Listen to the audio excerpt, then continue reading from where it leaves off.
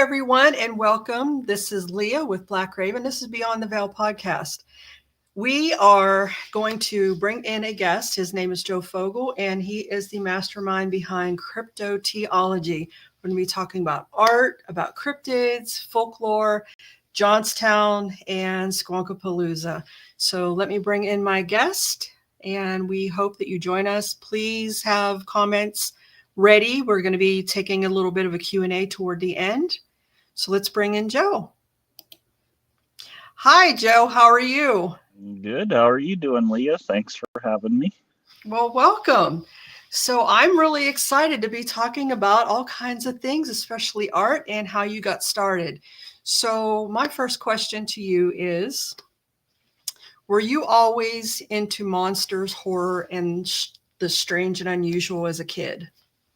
Yes, I grew up with Godzilla movies, UFO stories, get into comic books and stuff like that, and cryptids came about, Bigfoot, Wendigo, those type of things kind of early on. So yeah, since I was a kid, it's been kind of my vibe. Do you remember watching some of those old black and whites like the Swamp Thing and all that, or is that way before your time? Oh no, I grew up watching those with the Up All Night stuff and Elvira and the Up All Night on USA and movie marathons with the Universal Monsters and the Dawn of the Dead, Night of the Living Dead, the Romero films. So yeah, I was watching those before I was probably, a lot of stuff I probably shouldn't be allowed to watch at that time before I was a teenager, but my mom was pretty cool about it. Yeah, I remember my dad watching the Swamp Thing a lot. I've seen reruns of that many times, and obviously there was a couple that played at the Silver Drive-In back there too that we would go and see.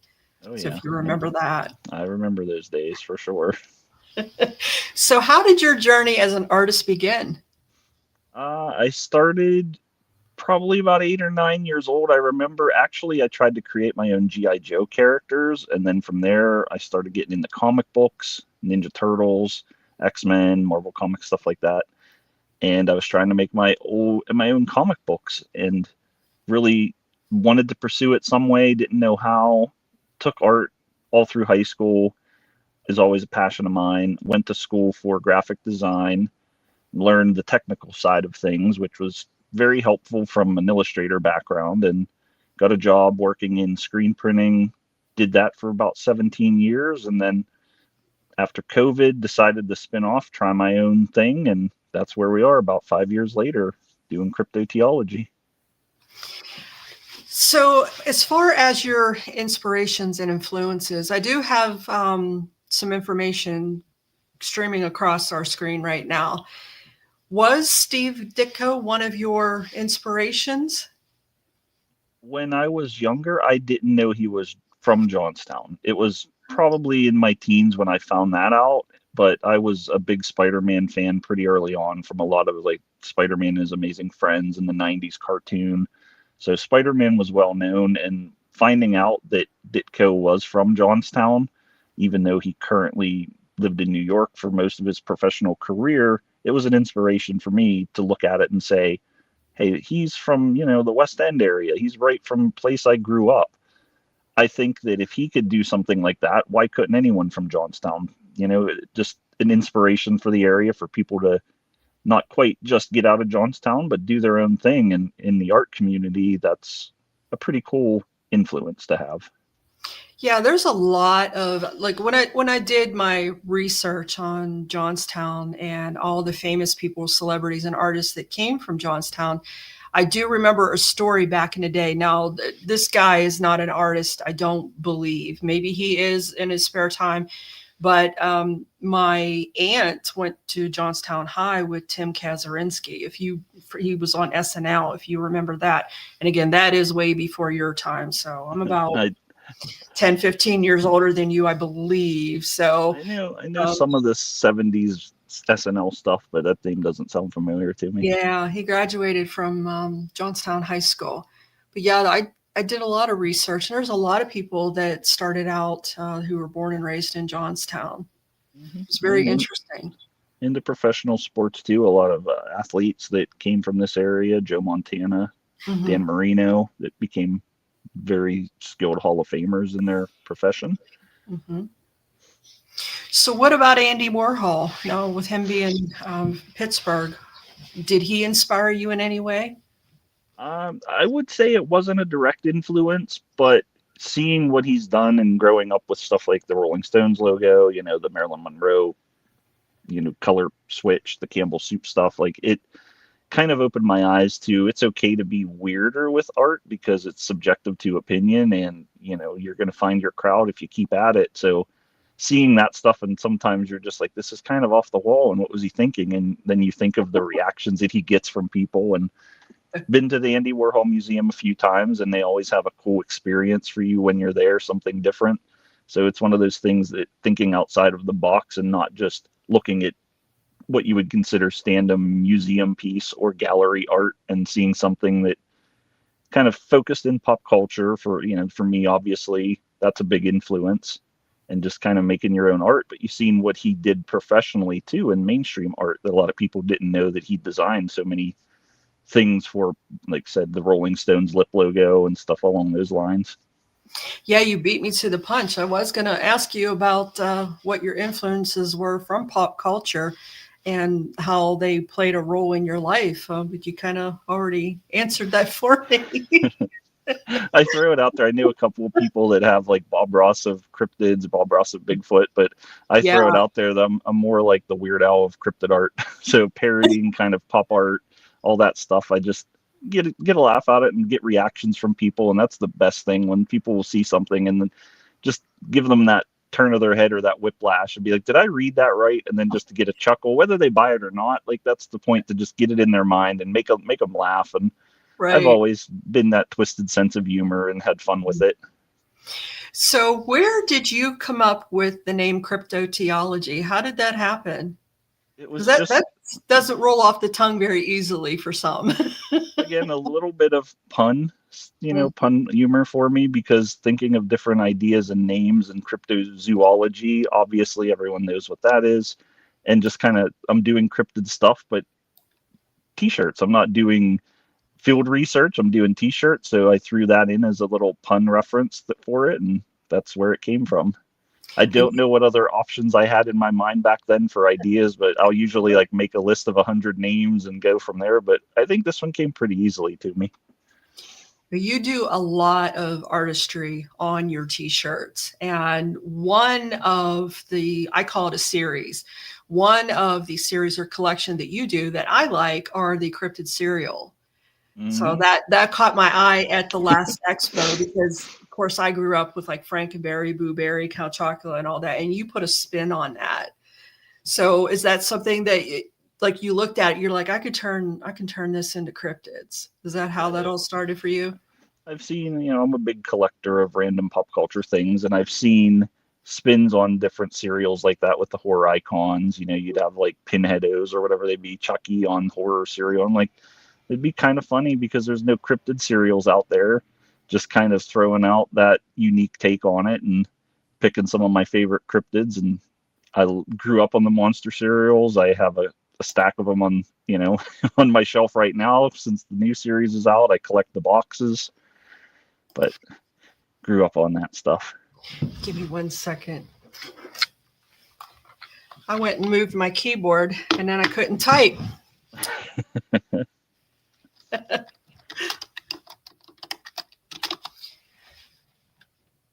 So, as far as cryptids, let's talk about the one that you are partnership with and you built a whole event around, which is the squonk.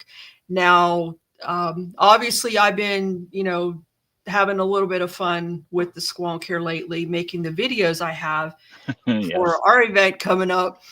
Um, and every time I look at this thing, I want to feel bad for it because it's crying, but at the same time, I'm kind of like, this thing's really hideous. This is a really weird looking creature. So why the squonk? How did that all start that you built this event off of? Oh, it's such a fun duality to the squonk, and that's what I got a lot of kind of reaction from people, where they would say, well, it's so ugly, but you tell the story and you see the look on their face change, and they're like, "Oh my, that's so sad." And you take that, and they're just like, Right. "I want to just give it a hug." They went from hating this ugly, hideous creature to, "Wow, that's a pathetic, sad story." I just, the nature of people to nurture and to uplift is what you would hope would be a good quality from all these people in the world. But you want to take that and say, "Hey, let's make an event that's kind of, it's not a Bigfoot event. A lot of the Bigfoot events have some serious backing with scientific research that they're trying to prove Bigfoot, and we're not looking to do that. We're just looking to have fun, get the story out there of Pennsylvania's weird little cryptid, Hmm. but also have a community event where everyone's welcome. We don't want people to come and be afraid to be who they are. We want them to be themselves, hang out with a community that accepts them, and we do the compliment contest, lifting up people with tell the skunk his best compliment, and people would just say how much they love him, or pick a random compliment about his eyes or his tears are so glistening in the moonlight kind of thing. And we Yeah. wanted to do the event because what kind of come out roundabout way is that me and Lisa, my co-host from Cryptid Comforts, we said, why isn't anyone doing a squonk event? And I had some people from City Hall that was working with me and my friends talking about doing unique shows or a Comic-Con in town. And I see Brittany saying she has the foot and berry one. Yeah. Hi Brittany. But so we're like, well, why not us? And it was kind of one of those things where I said, why not us? And Lisa's like, well, I was kind of hoping someone else would do it, but I guess we're going to do it. And that's where we come about. And just kind of how it shifted from the beginning to now, just keep putting things out there for it, promoting it at all our shows, talking to people about the squonk. And I know from 3 years ago, it went from what's a squonk to random kids at a craft show, in town looking and saying, hey, look, mom, there's a squonk, and knowing what it is and saying how much they had fun at the show and how they can't wait till next year. So it's, like I said, community event, uplifting, inclusive, and we just wanted to have fun with it, like a cryptid carnival. So your event was held this year in August at Bottleworks Ethnic Arts Center. And usually you guys are downtown in the park, in Central Park. Mm-hmm. How did that all go for you this year? How were you able to maneuver around that change? Well, we were told everything was tentative this year in the park, and we were kind of waiting. We heard a bunch of different stories about when this stuff, rumors about when it would start construction, and it got to a point where we just really couldn't wait anymore. And the Bottle Works and Matt down there, they've been sponsors of since year one for Squonk. So we had a meeting, and it was more or less just like a, hey, let's do Squonk here. Sounds good. Let's do it. What do you need from me? What do you need from me? Kind of thing. And it's just, that's where it went. And it felt like a natural fit. And I think that everything went swimmingly, a squonk pun there. But yeah, it, most people that I talked to just said that the vibe felt more fitting for like what we were doing. They loved the park. Don't get me wrong, but people said that the Bottle Works, it just was such a cool building, and just seeing everything in there and the galleries and everything going on, and we were able to have everything on location at one spot. So Hmm. people like the convenience of it, people like the vibe. So that's why we signed on to do the next year and hopefully many years to follow there. Oh, really? Well, that'll be nice. That'll be nice. We got our date set as August 1st, 2026. So we are starting to promote it already. Yeah, you have to start a year in advance. You know that as Yep. well as I do. Yes, you Uh, do. you can't you can't pull off an event like that in a couple months. There's just no way. No, and also you know how it is as a vendor yourself that Hmm. you have some shows it's a destination for you, so you wait too long, people take other shows, people start getting antsy, I'm going to move on, I need to make money, I need to make this show, what am I doing? And if you're just kind of, hey, last minute, you're not going to get a lot of vendors that you usually would if you promote it and reach out. And Yeah. like Squonk, we bring in people from, I don't even know how many states, but there's a lot of people that travel from all over the East Coast and the Midwest to it. Yeah, I think that we have pretty much the East Coast covered as well for vendors, also for the Cryptid and for Hexenfest, Hmm. to clear up from Maine all the way down into Florida. Yep, for Yeah. sure. And make it a destination, and people seek to come every year. And that's what, you got to just kind of keep at it and not expect last minute changes. And sometimes it happens, like with us, we shifted and it wasn't really in our power. So we just made the best of it and it worked out. Hmm. Looking forward to next year there. So, what do you think that, in your opinion, with the city of Johnstown? Now, I know I've talked about this before with other creators and other people within our community. What do you think that these events are bringing to the city of Johnstown? Something other than sports. How do you think that this has brought everyone together to give them a little bit something different other than what they're used to? And do you think it has caused a change for the better for Johnstown? Oh, absolutely. Johnstown has an amazing art community that's always been there, but you hate to use this term all the time, but it's been underground. But it's just that hasn't been a lot of places to display and promote local artists. The Bottle Works, definitely one of them. The festivals that you have around here, Log Cabins, the Ethnic Fest, the St. Michael's Labor Day Fest, the Art Walk in the Park in Westmont. So you have these events, and to bring attention to the artists that are here. And for Squonkapalooza is one of our main things. We want to try and pull as many locals too as we can and display the local artwork to people coming from out of town, as much as introducing the locals to out of town artists and their wares. But I think, like I said, in the comic community, there's comic creators, there's writers, there's authors, there's painters, there's crafters, there's so many in town. You could pop up an art show. I said, kind of contradicting what we were saying, but you could pop up an art show and pull the community together pretty quick of just locals, because there's that many that are here that are willing to just participate and support the local community. And I think it's a good thing, absolutely, that we have that here. It's just having the chance to show it and promote it and let it grow and get attention to it.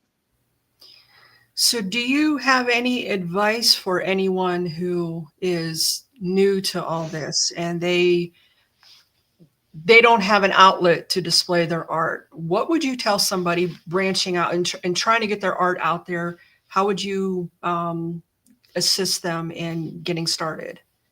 It's tough. Sometimes you hit and miss, Mm. you swing or miss, hit and miss.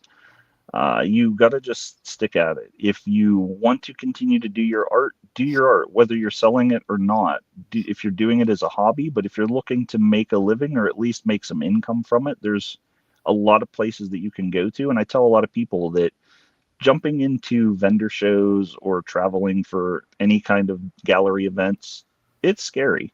It's a big leap. There's a big expense. Your time is valuable as well. But it's one of those things. Pick a night. If you don't think you have the time, make Wednesday night art night and just do something every night. Keep at your craft. Keep doing what you're trying to do. Get it out there. Have fun with it. You're going to meet people that are going to start promoting your stuff because they like you as you. You're going to meet people that are just fans of your art that will come from wherever, Pittsburgh, from Maryland, from whatever, to just see that you're at a show doing something unique, and they'll find you. Your crowd is out there. It sometimes takes a few years, decades, but I reference, like I was talking to you earlier about, I'm a comic fan. It took Stan Lee and Jack Kirby until their 40s until they hit it big with the Fantastic Four. And that's what Yeah. started the superhero age, the golden superhero age of Marvel Comics in the 60s. So you don't count yourself out. I didn't start Cryptoteeology until I was in my 40s. So it's one of those things that I was doing comic shows for a couple decades, and just it's hard to break into doing indie art. I started doing my crypto stuff, and I actually sell more comics, a lot more comics than I did in all those years doing my comic crowd stuff, doing Comic Cons. I go to Comic Cons with my wares now, and people know that I have comic related stuff, and they inspire me to do more of it. Hmm. So it's just in a roundabout way, you'll find your crowd. Well, on that note, you have some of your creations in another state, which I do believe, now correct me if I'm wrong, you teamed up with another vendor of ours for the Cryptid Expo, and you have some of your work on display in their new store. Is that down in Virginia? And is it Winchester? Am I wrong? Or who I does Dave and Gwendolyn have their store? Where their store at? No, I actually don't have anything in their store, but their store is in the Susquehanna Valley Mall in Salinas Grove, if I'm saying that right. Yeah, yeah. Okay. So I don't have anything in any store. Like my stuff is usually exclusive to me and my website. So I Mm. don't have any other locations. I know that Snarly Dave did have some stuff in his store in Yeah. Harper's Ferry, Charlestown for a bit.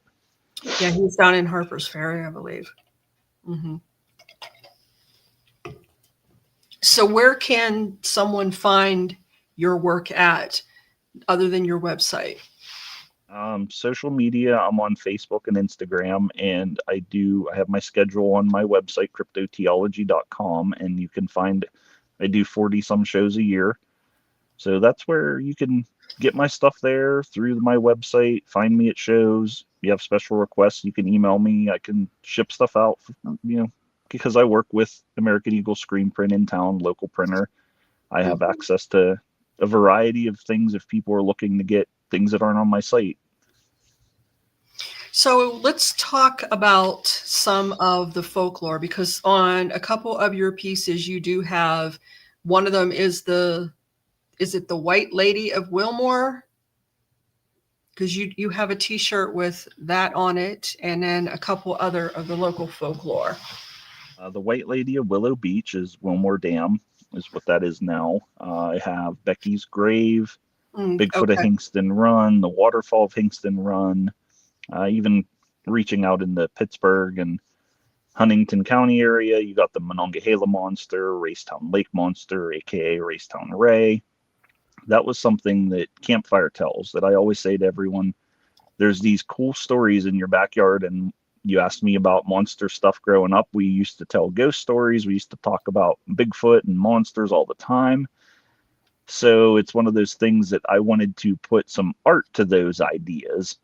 People write about them. There's plenty of local authors that have ghost stories and talk about these same tales, and you get some reporting when it comes to Halloween through random local newspapers and such like that, but there's really not a lot of art. So I just put my retro comic vibe style to these local ghost stories, campfire tales, cryptid sightings, and I enjoy those stories. It's part of our local folklore, and you learn a lot from your local heritage just by hearing some of these stories in whatever area you're at. Pennsylvania Dutch have a lot of stories about things when you move into like the Albatwitch or even the Snarly Owl, the German settlers and stuff like that. These tales carried over and took a unique spin once they came to the Appalachian Mountain area. Then you twisted it with some more creepy weirdness. So Brittany has a question for you here. So she is asking, what are we going to call the Bigfoot from Dooman's Dam? He needs a feature. I know, I've been hearing that story. I've been talking to Stan Gordon a lot about that. So I have some ideas when I'm going to throw that one out there. So it's possibly floating around in the back of my mind, but I don't really know of any nicknames that he's had out there. Heard of the sightings, but I haven't heard of any names for anyone to come up with it. So we had my dad's side of the family. That's where they had their family. Well, they did. I don't know if they still do, but that's where they always had the reunions out Dooman's Dam. So very familiar, very familiar with that area. Okay, so go ahead. The sawdust piles with money in it. We used to have the little like treasure hunt. They'd throw in coins and like a dollar bill in a giant pile of sawdust. Yeah. So one of the other ones, like Brittany's asking for Dooman's Dam. What about the cryptid I encountered out where I lived, Schaefer Mountain? Which one was that? Did we talk about this before? Skinwalker. Oh, yeah. Yeah, I know that one, like the Wendigo, is a touchy subject with a lot of people. So I would most likely throw that one in. And there's some stories, too, that like the Lost Children of the Alleghenies that have been on my mind, but I don't think really fit to throw a shirt and make profit off of. But it's a cool story to have out there. Yeah. Yeah, that one is a very cool story. We went out and visited the marker out in the area the one Mm. night and got chased out by somebody on four-wheelers. Well, do you think it was a skinwalker? No, this is out at the Lost Children of the Yeah, Allegheny. yeah. Yeah, That's what yeah, I'm saying. They're yeah. following you, Leah. No, we went out just being curious the one night and just trying to find it and seeing if I could pick up on anything or just catch a vibe out there. And yeah, the locals out there, they don't like you back there. It Yeah. was very, very weird. So Some of the stuff too for us when we were kids around the Portage Wilmore area, going in the cornfields and places that we shouldn't have been. Most of the cryptids that we'd find there are farmers with shotguns. Like, get off my property. yeah, I mean that's pretty much the same out Schaefer Mountain where I lived out Central City. They protect that cemetery up there really well. So if you're up there at night, they'll chase you out. Yeah, So I yeah. get it. Brittany Yeah. said the lost children of the Alleghenies are your cousins. That's interesting. It's a very interesting story how they were found. So I really found that interesting that the guy, he had a premonition of where to find them. I remember hearing Yeah. that. Okay. So if someone is again trying to get their art out there, one of the things that can hold up somebody, in my opinion, as far as letting people know what they're all about, is being afraid of hearing the word no. How many times in your life have you heard the word no, and did it ever stop you for any reason? You never want to hear it, and when you do hear it, you got to grow thick skin. But sometimes it still hurts. Sometimes you still get that kind of ping of anger. It's like, why not? And something that I've learned a little more recently with some people that I've met is that if you're trying to do something and people are turning you down, whether it's for admittance for a show or just, not put your work in a gallery, that type of stuff, if they keep telling you no, why do you want to work with them anyway? There's plenty of people out there. Don't waste time and avoid that negative energy, and just go find those that'll work with you, because they'll find you, you'll find them. The community's great, but not everything is for you. Not everything fits what you're trying to do, and not every show is right for you. Mm-hmm. So it's one of those things that you don't like to hear it, but you got to just kind of put your head down, and you're going to get rejected as life is. You're going to get rejected in plenty of ways about plenty of things, but you just kind of got to keep at it. If you want to do it, find a way. Yeah, I always found the word no to be a fuel to my fire because I never really accepted that. Like, Yeah. There's a who are lot of you? naysayers. I get it. Yeah. Like, what? Who are you to be telling me no? I'm going to do it anyway. Yeah. It's kind of the philosophy I've had my whole entire life. I kind of come from musical background. I grew up listening to a lot of punk music, going to punk shows, the Pittsburgh punk community in the 90s and 2000s. So it's one of those things, is same thing. You're going to tell me no, I'm going to do it even harder now. Exactly. Exactly. So you said that you are full of useless geek knowledge. I have a lot of it, yeah. In What's lighter words, full of something or another. what's one fun cryptid or monster fact you love to share? Oh man, let's see. Fun, crazy cryptid monster fact. Put me on the spot with that. Where do I start? I'm going to throw off a chupacabra fun fact. And this was one of our trivia questions from Squonkapalooza, is that the sighting around the 90s, chupacabra sighting, the Okay. description of the chupacabra was almost to a T from the creature that was in the movie Species. So somebody watched the movie Species, pulled Mm, that out of their mind, and that's what they saw. And that's one of those things, is how sometimes people will psych themselves up to see something in particular. mhm. So, if you saw a black wolf dog on somewhere or another and it was in your mind's eye and you're seeing something creepy in the woods, you psych yourself out. You're like, there's definitely a black hound in those woods, kind of thing. And I think that a lot of people are products of their environment per se, and you see things, you hear things, and you want them to be certain things when it could just be a raccoon. Right. So here's a good one for you. Do you personally believe in cryptids or the paranormal? Or is your passion more about the mythology of art? I would have to say I'm a romantic skeptic. I've never seen any cryptids personally. I have experiences with the paranormal, supernatural when I was younger. So that's what keeps me, I want to say, keeps me as somewhat of a believer because of something that I saw when I was younger that just lives with me, and it keeps my mind a little bit more open than somebody that would just be very close minded about this aspect. But again, I love the folklore of it and the humor in things that you can make out of it because it's about having fun sometimes too. And that's me. You know me, I'm a weird, goofy, nerdy guy, and that's my thing. But I don't discount people's story as outrageous and unique as they can be because of those instances. And, you know, it was something that I wasn't the only one there that saw this, and it was the same, you know, a close cousin of mine. We saw this thing at the same time and we said it at the same time, and that just keeps my mind open to the possibility of it. Now you see that there's so many people out there trying to prove this and that, and they're trying to hoax people. And as Yeah. an artist that's worked in professional art field for 25 years, you see people that can try to spoof things, and you can pick up on, hey, that's Photoshop, that doesn't look legit, or just the fact that that's a really bad costume.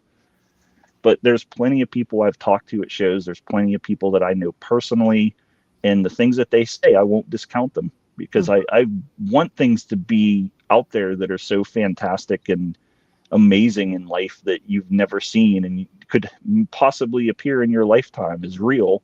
That's the romantic part about it. But like I said, that going back to it, I love to hear the stories and the folklore and where that story comes from and what it means to people.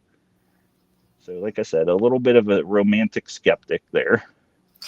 I've said this many times, and I know you grew up in Johnstown, you know, so did I. You can't live in Johnstown and not have some kind of paranormal experience. Yeah, absolutely. I mean, you think You about the just can't. tragedy that Johnstown is built Yeah. on. It's flood city, and that comes from lots of horrific things that happened during those floods. And I do believe that that energy's out there, and Hmm. you kind of pick up on things. A lot of people are more sensitive to that. I know you yourself are very much so. Hmm. And it's one of those things that I do believe that there is that darkness to places like this. And again, you can go walk down the street and talk to anyone and ask for a ghost story, and they'll tell you something that them, you know, their cousin or family, someone saw, their friends. So you're right, it is out there. It's everywhere around here. If you could encounter one cryptid, which one would it be, Oh, and why? absolutely, the squonk. Like, absolutely, because if you're going to encounter one, why not? And then put your money where your mouth is, right? I'm going to go give him a Right. hug and tell him he's awesome and hope that he don't curse me and insta kill me, and take him swimming and have a good time with him. But Right. I mean, yeah, why not? I agree. I personally like I've seen a lot of things in my lifetime, especially somebody who is a medium. I don't really want to ever see a cryptid again. I I'm just kind of don't. I'm kind of one of those people that would be so intrigued by it, and I'm not a person that's fearful of the dark or of, Yeah, I'm not you either. know, going forward into the craziness kind of thing. But I think it if there was another one outside of the squonk, I think it out of all of them, because of the stories I've heard, and most of these stories are that Bigfoot just wants left alone. Hmm. But I think that he would be the most intelligent one. That if I saw Bigfoot, I'd be like, "Hey, can we chat for 5 minutes? Just I'll keep your secrets, but I just want to know," kind of thing. Yeah, I can relate to Bigfoot. I think Bigfoot is probably a Taurus and just wants to be left alone and eat snacks and watch TV and veg, like we do. That's what I think Bigfoot is. He's probably a Taurus. Brittany's here to find a goblin. Well, I can hook you up with a few D&D groups. Let's see. Let me get that off of here. Yeah, so I do have about the minor sighting that a lot of people said that they saw in Johnstown. Is that something that you have ever heard about as far as the miner who's around the incline plane?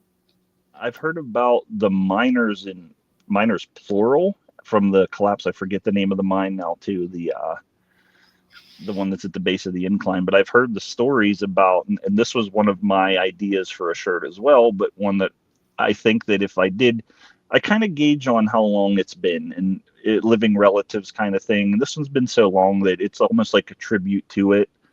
But I've heard of it, like I've heard the story and I know about the sightings there. And it's one of those ones that I think would be a very spiritual design thrown out there to kind of get people talking about it again, because talking about it will reveal the tragedies about it. And again, it comes back to a lot of these uh, horrific things that happened in and around this area, whether it's train derailments or mine collapses, explosions, floods.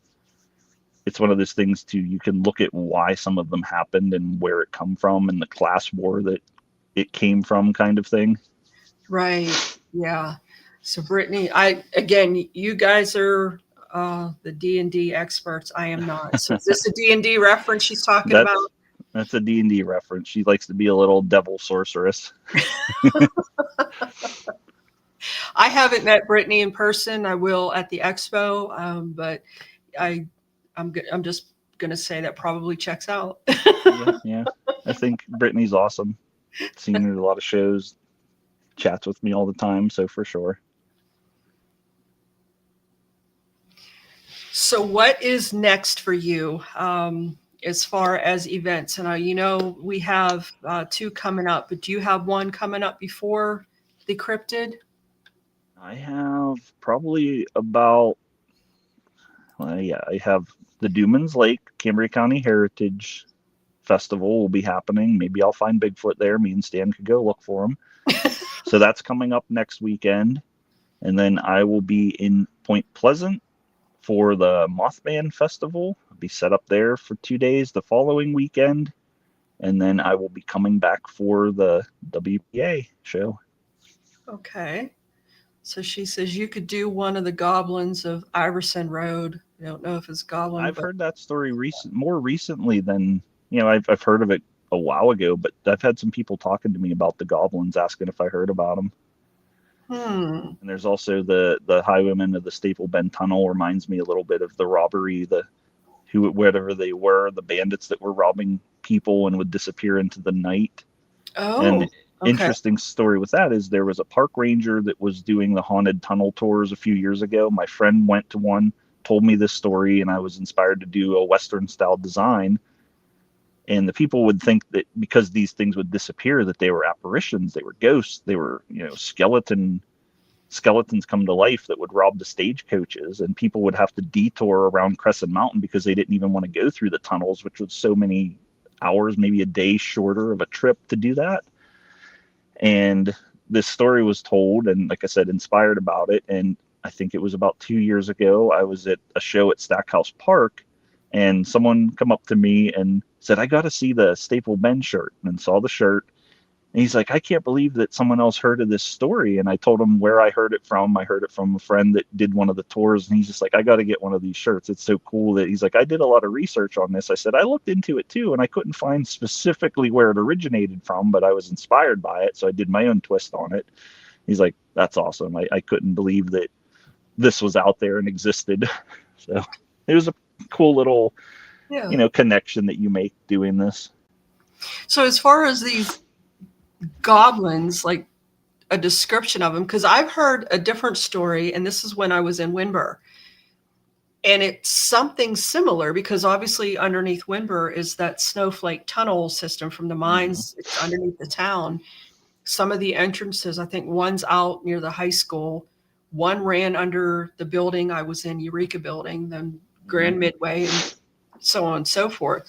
A lot of people have seen sightings of, and I myself have, because again, the tunnel was right behind where my store wall was in the Eureka Building. Yeah. And we had some things that used to make their way through the tunnel that look like what they're describing, these goblins. I had a different name for them, but is that something similar that they're talking about? I believe from the stories I've heard is yes, these things would come out of, I think it was one of the abandoned mine shafts or one of the collapsed mine shafts somewhere around there. And they had a home. It reminds me a lot of the Van Meter visitor story that these things would just live in the mine shafts, come out and cause chaos, rob people, just scare people. But yeah, like Brittany mentioning Chicory Mountain, that's where I grew up. And with the strip mines that were up there, I've stumbled upon plenty of mine shafts, abandoned mine shafts, runoffs, and just the buildings that were abandoned for maintenance and stuff like that.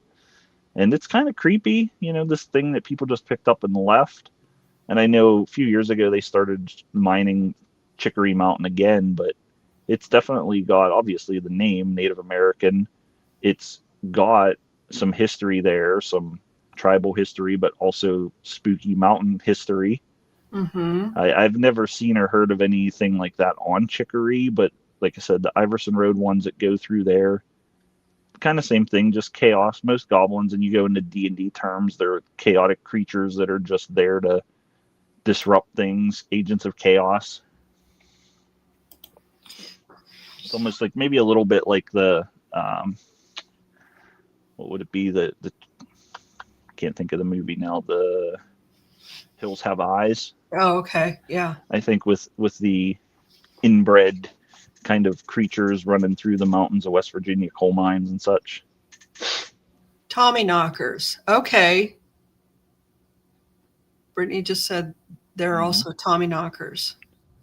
There's an interesting story that I heard too that's kind of off topic of cryptids, but of a red phone on Dishon Mountain that would just ring, and it was just a phone that was found in the middle of it's very rocky going down over that mountain, and there would just be kind of juts in the ground and not quite cave systems, but overhanging rocks that overlook cliffs. Mm-hmm. And somewhere along there, someone just said they found this red phone. They'd hear ringing, and they searched it out, and they found this red phone, and they're just like, I'm not picking that up, and they left. Other people would say they seen the same thing somewhere else on the mountain. I don't know where that tale originates from or what's involved with it, but it's always something that me and my friend, I had a best friend growing up through high school, lived that way, and we just go searching the mountain for random things like that. But it's a really weird story.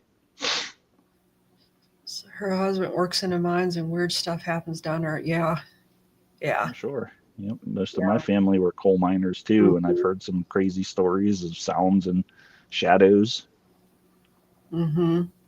Yeah, like I said, I had a couple that made their way into the store.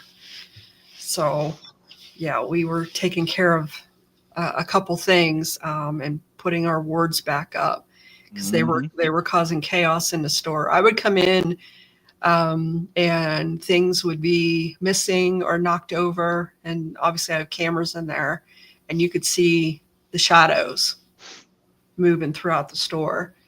I've heard stories of things like that, but did you ever hear of the twisted cobblers? That these creatures would come in almost like goblins, but like the story of a cobbler that would make your shoes kind of thing. No. And they would come in looking for shoes, and they'd steal your shoes, and if you were, I guess if you did good, they'd fix your shoes. If not, they'd just steal them, never bring them back. You know what? That sounds like something that my grandmother used to tell us when we were kids. That sounds very familiar.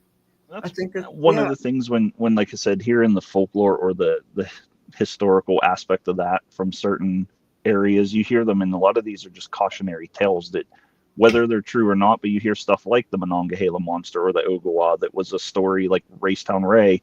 Stay out of the water. There's bad things in there. So these tales that parents would tell to keep their children safe and away from danger. There's like the boogeyman stories that's kind of ingrained in every culture. Yeah, all I know is up Racetown, we used to have a camp up there, and just the size of those carp alone that are in that lake, that's enough to terrify you. I was very afraid of that water. Kurt saying about the Livermore Witch. I don't think I heard of the Livermore Witch. Leah, have you heard of that one? I know that there was some witch stories from the flood, but I don't think I've heard of that one.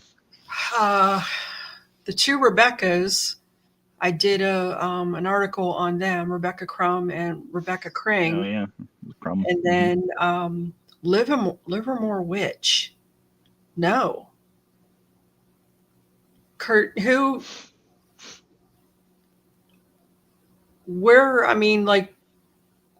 what else is she go by? Like, where did the story derive from?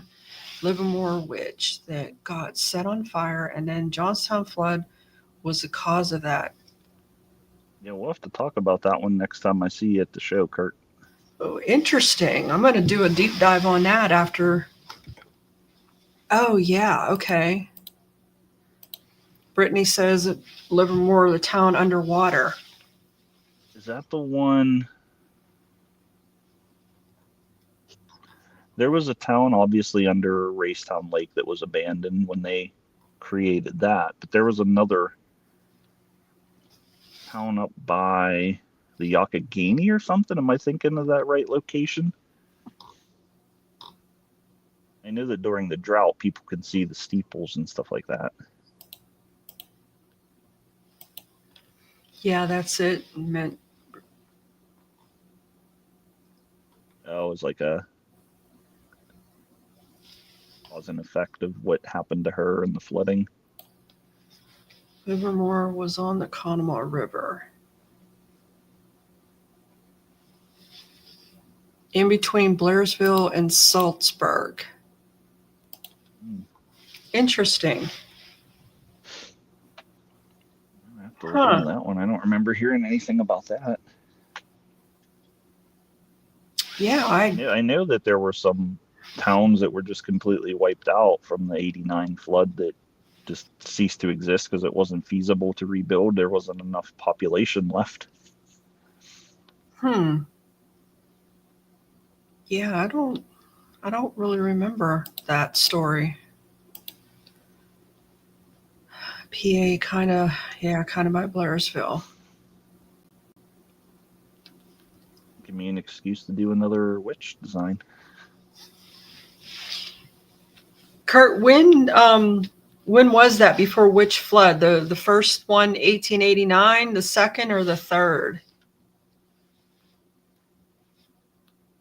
Yeah, because I'm going to do a deep dive on that later on.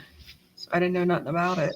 That's what I said. We live here all our life, and you still are hearing stories that someone knows a story that heard a story growing up. And oh, she sent me the article. Yeah, thank you. I'll have to look at it. I don't want to click on it because I have a bad habit of messing stuff up. Like me, just back out of the stream. I'll cancel us all out here if I start clicking too many things. Yeah, like you just did. Okay, we lost Joe. He'll be back. Yeah, he'll be back. 1889, and she was set fire. There's Joe. See, I jinxed you. I think I got a Yeah, and it backed me out of it. yeah. I jinxed you or something. We shouldn't be talking about the Livermore Witch. So she sent it to the article to both of us. Okay, good. Yeah, Now I'll read it later. Okay.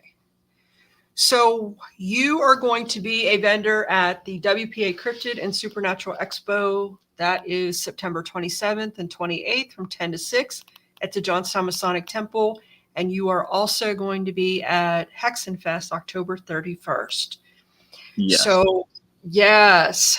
So I'm very excited about that. So Johnstown, as far as the Cryptid Expo, we are on our third year, and it is growing. Our community is growing. A lot of the people that are at Squonkapalooza also have come over to the Cryptid Expo and now Hexenfest. So we're kind of all mingling. Cross with it, sure.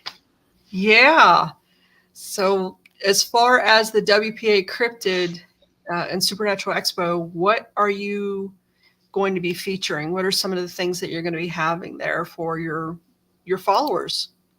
I actually have. Kurt didn't want to throw any gremlins in the system, but that's what happens when you're in these fields. Just the thing's on the wing. It's on the wing. So I'm going to be starting with some of my more spookier Halloween kind of vibes. So bringing back the Yeti the 13th design. I may have one or two cryptid cereal designs. I think I might have my Jersey Devil Halloween Christmas sweater. Couple of changes to some of my popular designs because I've had a lot of people that want the Mothman Randy Savage design on black shirts. Okay. And then I'm switching up. I did a Bermuda Triangle design a few years ago, so I'm going to bring that one back, but again on black shirt. So I've been working on my post Mothman order, so I've had these things in my mind. If I have any left, I am doing some Mothman Misfit Skull patches for Mothman Fest, and I think that if I sell them there, I'll still probably get a few of them for my upcoming events. That'll be a good one. So Brittany says Aussie bat design. So here's another local mythical metal story that kind of fits Oh, in. It's almost like a weird cryptid okay. story, but I forget what year it was that Ozzy played the War Memorial. I want to say 85, 86. And I was my there. okay, so you might be able to help me with this because I could swear on anything that I would swear on that my brother took me there. So I would have been pretty young, like I said, 6 years old maybe. But I knew Ozzy, I knew the songs because that was what the Crazy Train tour, whatnot. And he had the giant prop. Was Hmm. the giant green bat prop that he sat on, the giant bat throne, was that there? Did it drop from the ceiling with Ozzy on it? There was something that happened, and I don't know if this was. Oh no, this was before the whole ACDC fiasco with Thunderstruck. You wouldn't let them put the cannons off or something at the War Memorial. Yeah, no, I remember that too. Okay, Yeah, but this was just this thing that he had, this prop, this chair only existed for like one tour and it was yeah, 6 shows and then it yeah, disappeared off the face of the earth. There's like a couple of pictures of it yeah. and Johnstown was on that tour list. Hmm. And I don't know why I would be at an Ozzy Osbourne concert when I was 5 or 6, but it would probably be because my brother I begged him to go because I liked the Ozzy stuff that I knew. That was some of my earliest musical influences. Hmm. And I could just Yeah. remember being there and people were like talking about this prop that Ozzy rode in on and that it didn't exist. But then there's these random blurry pictures that appear that show him on this giant green bat. Yes, yes, I do remember that. See, I was 14, so I shouldn't have been there either. We were snuck There, in. there were no rules. I think it wasn't an 18 plus show. I think back then it was just, hey, there's tickets, come buy them Yeah, and walk in. yeah. Our My friend. brother was babysitting me or something. Like I could swear that I was there. I have such vivid memories of it in my mind, but did I make that up? Is it a Mandela effect or something? But No, you're right. I do remember that because, like I said, our friend we went to school with at United, his dad was one of the managers or security or something there, and that's how we ended up getting the passes and ended up on Ozzy's tour bus. oh wow. So, and I'm 14, so I had no business being there. No, no. And my mother is a psychic and knew I was up to something. So again, no phones, no cell phones, no nothing back in that day. Mm-hmm. But I caught hell when I got home. So, but yeah, Just I do remember that. Hmm. Brittany, I have a list on my phone of design ideas, and trust me, there's a lot of things out there. That Aussie one, some Aussie designs, definitely on my list. If you've never seen the Hodag Motorhead design that I did, that's floating out there too. I am a giant. Born in 91. Well, the chair is now alive. I'm the chair. What, Okay. what was that? Mama, I'm coming home. Was that about that era? No, no, no. Yeah, I grew up listening to Black Sabbath. That was played in the house a lot with a lot of Motown. Yeah, Yeah, a lot of oldies, kind of Elvis, Roy Orbison, yeah. Well, a lot of old country with my grandparents. So yeah, Hank Williams holds a special place in my heart. The OG Hank Williams. yeah. That's my mother named me after Roy Orbison's song. So yeah, that was a lot in our house. A lot of that old back in the day music. So Kurt says, "Sorry, Prince." My bad, Prince. That's one of my biggest regrets, never getting to see Prince. I And I never love got to see him either. to see him. Yeah. See. There's only a few things still on my bucket list, bands that I didn't see that I really wanted to see, but well, like I said, eclectic musical taste. So I've seen everyone from the Beach Boys and Tom Petty and Van Halen and Paramore to Hmm. unlimited numbers of weird punk and ska bands over the years. So what did Brittany say? The Rolling Rock Town Fair. Named after an 80s band or singer. Yeah. You said 91, so that's way before Britney Spears. Who would Britney back in the day? Oh man, Britney Brittany from Fox. Britney Fox. Yeah, she just said it. Britney Fox. Yep. Yeah, I remember Britney Fox. even though it was long after my time, I was named from the dodgeball team in dodgeball, the Average Joes. Okay. Oh, jeez. Okay. Yeah, Britney Fox was kind of like toward the tail end of when glam metal, I guess you could call it, was on its way out. Yeah, technically 89, 88, 89. Nirvana started that rolling pretty quick. Yeah, they did. Yeah, that would be interesting for if you would do something for the Schaefer Mountain cryptid. I got ideas, so yeah, I do all of my local designs. If, as you know, they're part of my trading card series too, so I can tell that story. I do my research and what I find and tell it in my own words to just Mhm. get that out there. And people are collecting trading cards of the Bigfoot of Hingston Run and the White Lady of Willow Beach. It's kind of crazy. I sell those trading cards all over the place, and people are learning a little bit of these local legends everywhere I go. Well, when I had my store in Wimber, my customers would come in telling the same story from Central City. So there's many sightings and many attacks out there. One of the Many. most popular stories that I hear, and if I've told you this story before, it's about the Bigfoot of Hingston Run. That was a tribute to my uncle who hunted Hingston Run all the time. He would take his coon dogs out night hunting. That was one of his things when he was retired. He was a miner. Hmm. Um, and he would always say to me, I don't know who else he'd tell these stories to, but he was also kind of a prankster. He would tell these stories about Bigfoot and Hingston Run, and he would say, as serious as he could be, he'd never laugh about it. He'd be just like, there's a Bigfoot up there. There was something that knocked over these trees. There was the dogs whining and running away. There was this big rock that came over our heads into the water that no human possible could have thrown that. And I would always kid with him and be like, Uncle Bill, you're just in his watering hole. He just wants left alone. He wants to fish. Why are you bothering him? And that was kind of our running joke for years and years and years. And that's why I decided to do that design. And if you've seen it, it's just Bigfoot sitting on a dock in his bib overhauls like a yinzer, just fishing Yeah, away. yeah. And It's, since I've done that design, it was just kind of like me having fun and a tribute to my uncle. Everyone that sees that design, it shows, comes up to me and they're just telling me stories about different sightings on the mountain. And it's just like, damn, there is maybe something up there because dozens upon dozens of people are telling me the same thing without knowing each other, just seeing that design.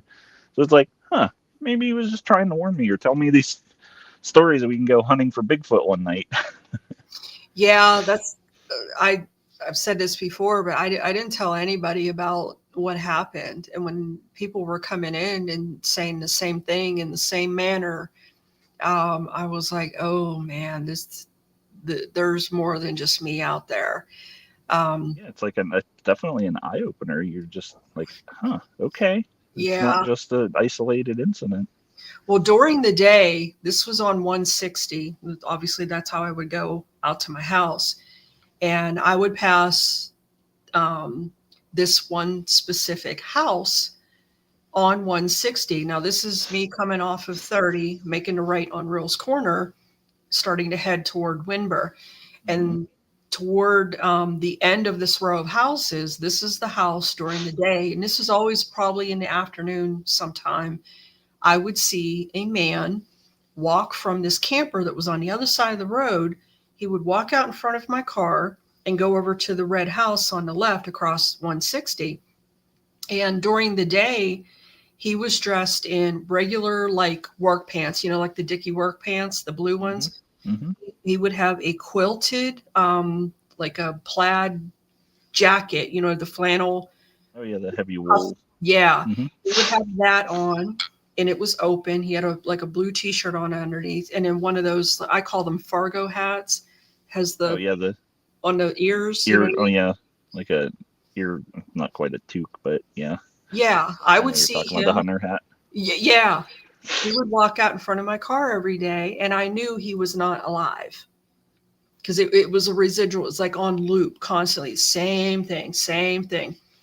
Well, a couple nights I would come home, and especially in the fall, like this time of year and into October, at night when I would come home, because I would get home late after probably about 9:30, 10 o'clock at night. And in front of me, coming from the red house over to the camper, would be the creature. And it was the crooked, broken, gray creature, what I'm talking about. Mm-hmm. And it would come in front of my car and just stand right on the double yellow and just stare. And I would literally like, don't get in my car. Don't get in my car. Yeah. But it was that area. Well, off to the side, that's where they started all that mining out there. And that's when I started really seeing this thing.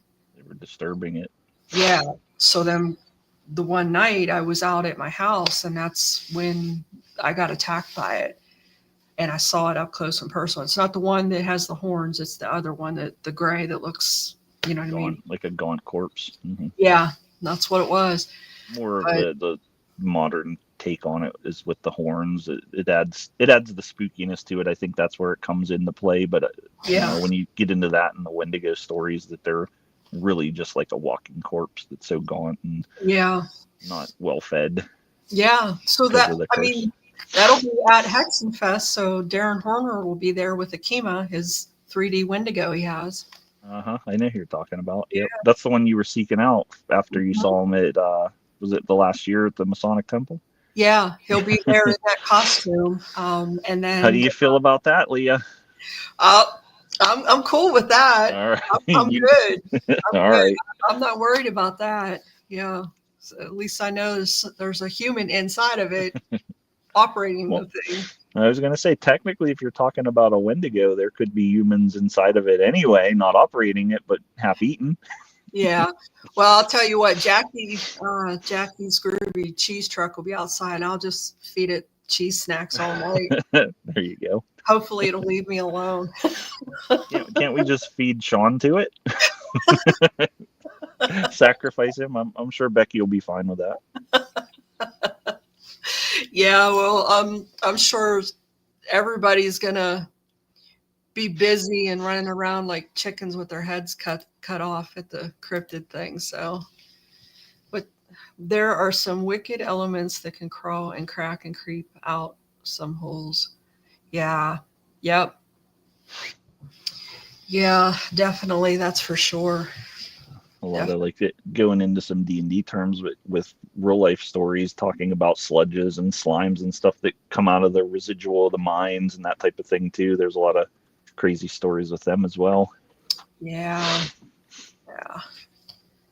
That your story reminded me of how you said just other people kind of confirming some of these stories. I believe I was at Art Walk a few years ago, and I want to say they were sisters. They were talking to me about a story about I think it was a cloak lady, maybe a witch or someone that they saw that would just roam the woods near where they lived. And as they're talking about this story, some random person comes up to my table and overhears the story and starts telling them the same thing about what they saw. So Really? it's one of those interesting kind of how things work and come together sometimes, and it's just like, oh, this is pretty crazy that this is kind of coming into play like this, that strangers are telling these stories about the same thing, that they've had the same encounters, experiences. Yeah, that is with the building I was in, Eureka building. If you went up to uh the floor that the old malt shop, the restaurant, was on. I don't know if you've ever been in the Eureka building before. It's I it's don't think huge. so, honestly. Okay, so they have an old restaurant that's in there, and it's the old soda fountain style. It looks like the 50s, 40s, 50s diner type Hmm. of set. It's beautiful. But that is the floor that people would go up shopping for parts. I think it was the plumbing section, actually. And they would all leave terrified because they would see the man in the back that I had an issue with in my store, who pushed me off a ladder. Oh, jeez. So he apparently passed away he had a heart attack in the store. And a lot of people would see him in that same spot, kind of bent over, clutching his chest. And they would Hmm. literally fly down the steps and leave the building, like freaked out. But yeah, he was seen a lot in my store as well. Like I said, when we first started moving in there and renovating the place, I got locked in the bathroom all the way because the bathrooms are all the way to the back of the building. Hmm. And I went back there and you had to walk through two doors to get into the bathroom. And the first door I walked through, as I walked through it, it slammed behind me and went like Wow. the huge silver bolt, the lock. Hmm. I literally watched it, and then it just locked me in. And I went through the second door, and it had the key lock on the doorknob, and I literally watched it lock on me. And I'm on my cell phone calling for help for them that were out in the store area, like painting and stuff. I'm like, can you come let me out? And they're like, out Jeez. of where? I'm locked in the bathroom. I'm like, how'd you do that? I'm like, I didn't. Wasn't me. I didn't. Yeah, I, so he was seen quite often in that building. I kid with my wife about when we go to different places, and we'll sometimes stay at an older like colonial hotel or something along those lines. And she's like, well, what if this is haunted? I said, you have to worry about the buildings that, like, there's more buildings that are haunted than there aren't. So everywhere you go probably has some kind of story. And she's like, don't tell me that.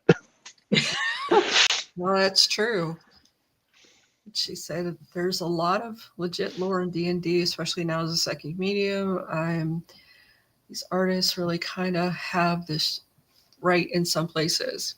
Well, where a lot of the original D&D stuff came from a group of war gamers, and then they had a lot of friends that were also metaphysical and also into witchcraft. So that's where a lot of that stuff, like the spells, kind of originated in, and a lot of that lore.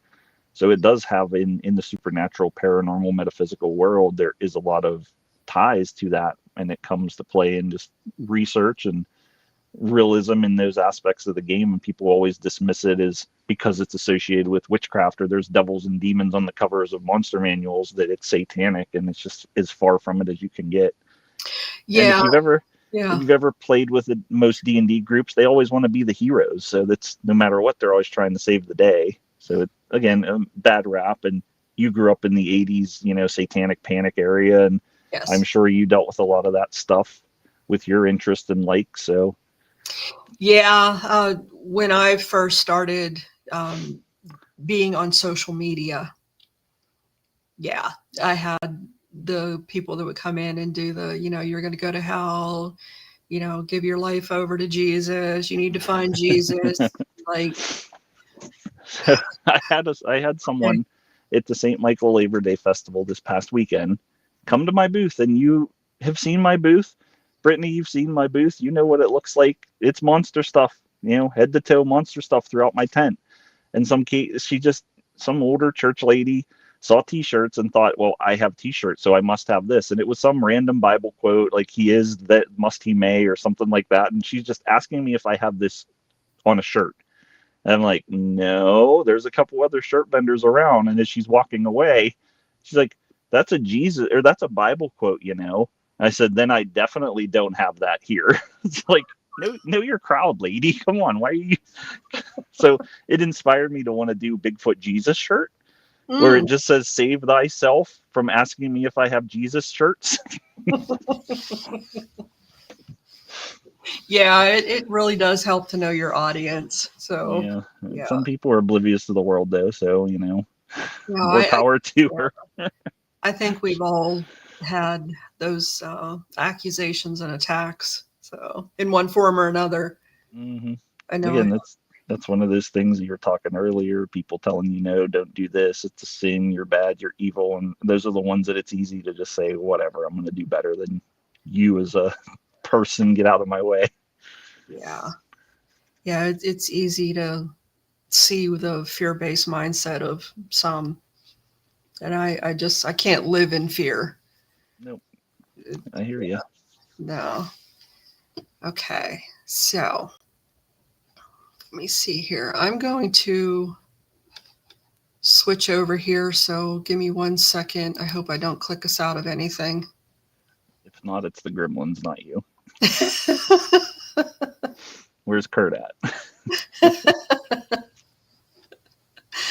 Oh, okay. Alrighty. So for anyone that is watching, does anyone have any comments or questions for Joe? Anything about art? Whatever you'd like to know?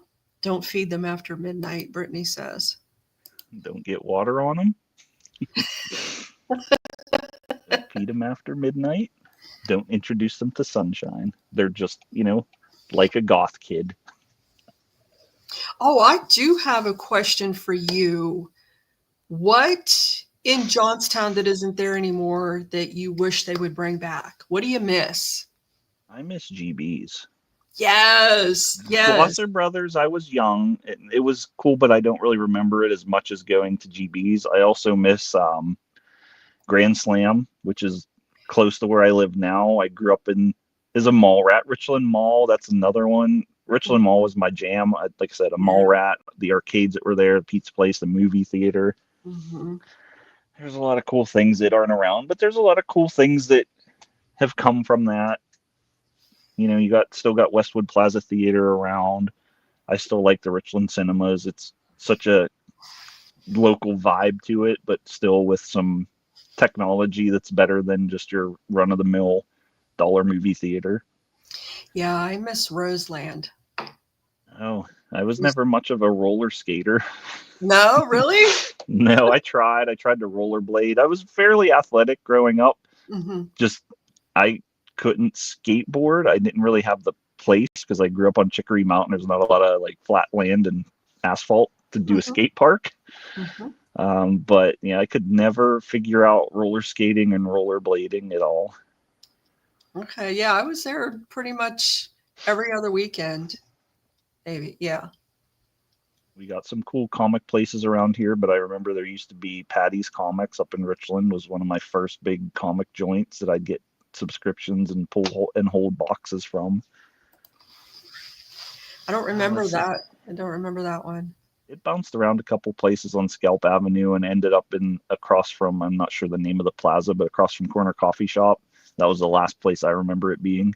Okay, yeah. Yeah, GB's. I miss that. GB's and Hills. Yep, Hills is another one. My sister worked at Hills when I was younger, so I had access to early action figure releases. I can still, if I think about it, I can still remember the smell of Hills. It had a distinct smell when you walked in. The popcorn, pretzels, and ices. Yeah, yeah. Hills was great. You know, I think about a lot. Like I'm trying to think back on restaurants. I remember Chi-Chi's was around here for a while, but one of the coolest things I think about Johnstown is that most of these local restaurants have been around for decades. So Pappy's still exists. You know, the Orchard's still here. Sal's is here. So a lot of these places that, Capri Pizza. Mm-hmm. So at least most of those have still been around, but I'm sure if I rack my brain, there are some restaurants that I could think of that I really miss. Yeah, I don't know. I don't really remember too many of the restaurants because that was a treat for us. We were we have McDonald's at home kind of family. Yeah, I've been there, did that. We always used to come. It was every other Thursday was payday, so we'd come up and pay bills, and then go to the mall, do school shopping. Um, I guess Ponderosa was one that was up here that I liked growing up, and then that's what we'd do. We'd go out to a restaurant, as a treat kind of thing. Yeah, I think my grandmother used to. One of her favorites was Arthur Treacher.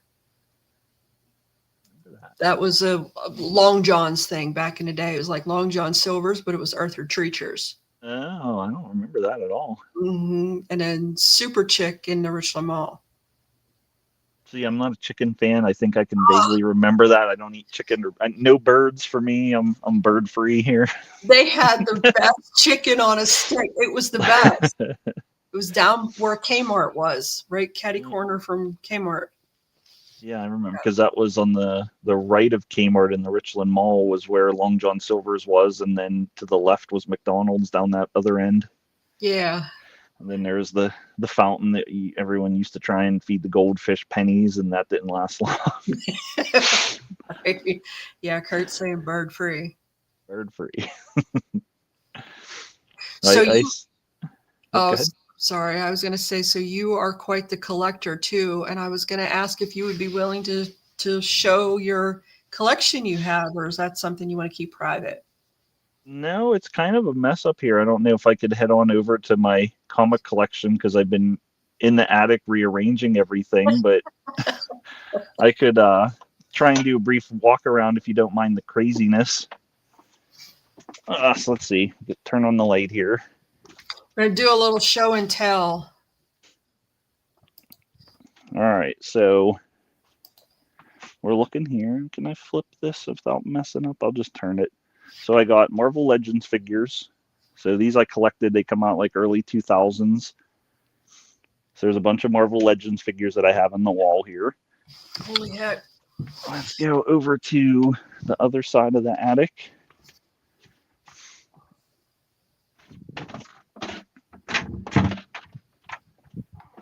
Make my way. I started getting a bunch of video game stuff organized and replacing stuff in the basement, but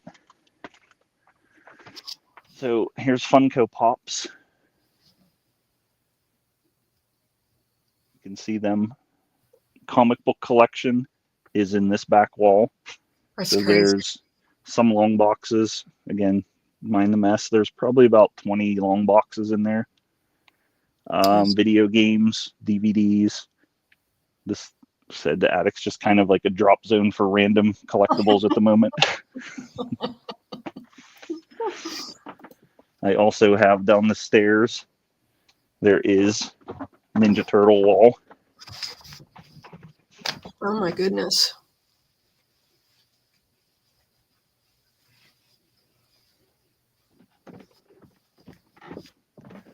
And that's kind of just some of the stuff that's hanging out in the attic. The basement's where a lot of video games and such are. That's beyond being a collector, I think. That's a museum. That's one of the things I've heard a lot of people love because my video game collection, I never got rid of any of my games. Anyone that grew up in the Richland Mall also remembers there was a place in there called the Video Game Exchange. Yes. My friends would get rid of their games all the time. And I'm like, nope. So like my original Nintendo, I still have that. I would go to the Goodwill years ago. And they used to have video game consoles, like a Sega Genesis for $5 or $6. So I just buy them because I'm like, where's this going to go? I'm going to give it a home. So I got like half dozen NESs, Super Nintendos, Sega Genesis, and all these games. So my collection is probably, I think I'm moving in on like 3,000 video games. Oh my goodness. Just never got rid of them. And with a lot of like video game technology now, you can pop in a PlayStation 1 disc from, when that come out in 95. You can put it in your PS3 if you still have one. So a lot of this stuff and a lot of these things are available digital, but games are disappearing all the time. They're being delisted. They're not made compatible on modern tech legally. So emulation's a thing for people. You can't just get a hold of games anymore, but you're right. It for me, it's kind of like a museum, an archive. It's just like I have this history of stuff that Yeah. some people, they'll look at an obscure console, like a Sega CD second edition, and they'll just be like, man, that thing is so weird and it's so different, but why would you want one? And, you could be like, well, because, and let me tell you some history of it. And these games don't exist anywhere outside of this anymore, kind of thing. So I'm a little bit of a game nerd too. So what is, I guess this would be difficult to ask you, but what is your favorite? Do you have a favorite? Video game Uh-huh. or collectible and Anything. What's your favorite video game? my favorite video game of all time, I'm going really, really old school because I was a Metroid fan. So Super Nintendo, I will go top five. I could probably throw these off the top of my head. So Super Nintendo, it would be Super Metroid, The Legend of Zelda: Link to the Past from that era, more modern Fallout 3. I'd probably throw in Wizards and Warriors from the NES back in the day. And then number five is probably off and on, but I'd probably say Mortal Kombat 2. Okay. Just a lot of it for nostalgia, but also some of those games like Metroid and Zelda games hold up and people are discovering them because you can get them on the Nintendo Switch online. People can play them now that these things didn't exist digitally for the longest time. So people are rediscovering them, or their kids are rediscovering these things and learning that, hey, this stuff that I grew up on still holds weight and value, and people are discovering and experiencing this like I did as a kid. It's new. I think the generations now missed out on a lot of the culture back then too, because there's a lot of nostalgia surrounding all of your collection of what you have. And again, where I pull my inspiration from, so it's one of those things that I'll do video game designs, or I throw out comic kind of tribute designs, or a horror movie poster style. And Kurt, you got to keep buying stuff from me so I can keep getting more video games and comic books, dude. It's just like I said, it's one of those things I like to collect and the hunt of these things too. So I'll travel around, I'll make Pittsburgh trips, or when I'm traveling out for shows, and go to a video game store and just look for some stuff and kind of fill out a collection. My recent Brittany, I'm obsessed with Dreamlight Valley too. I do play that a lot. But like I've been obsessed with trying to collect the physical copies of various Transformers games because there was a few I didn't have. So they're not super hard to find. There was some in there that, $20-$30 for a 15-year-old game, but there's a lot of them that I got for dollars. So I get focused on something. I'm like, I want to get this part of my collection built up. She says she sucks at video games except Fable and Lego games and Pokemon. Fable games are some of the funniest games out there. If you were making a role-playing game like The Legend of Zelda, but it was made by a bunch of British comedians, that's the Fable game. So it's a little bit like Monty Python meets Zelda in a way. Yeah, she said it's addictive.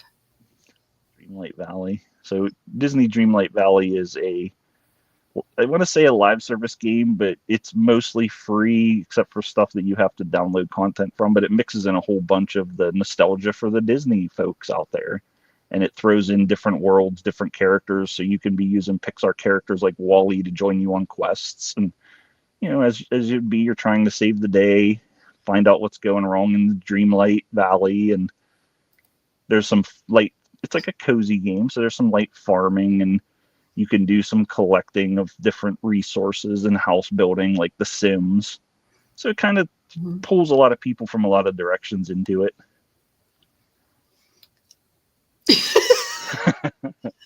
Clothes are optional in Fable.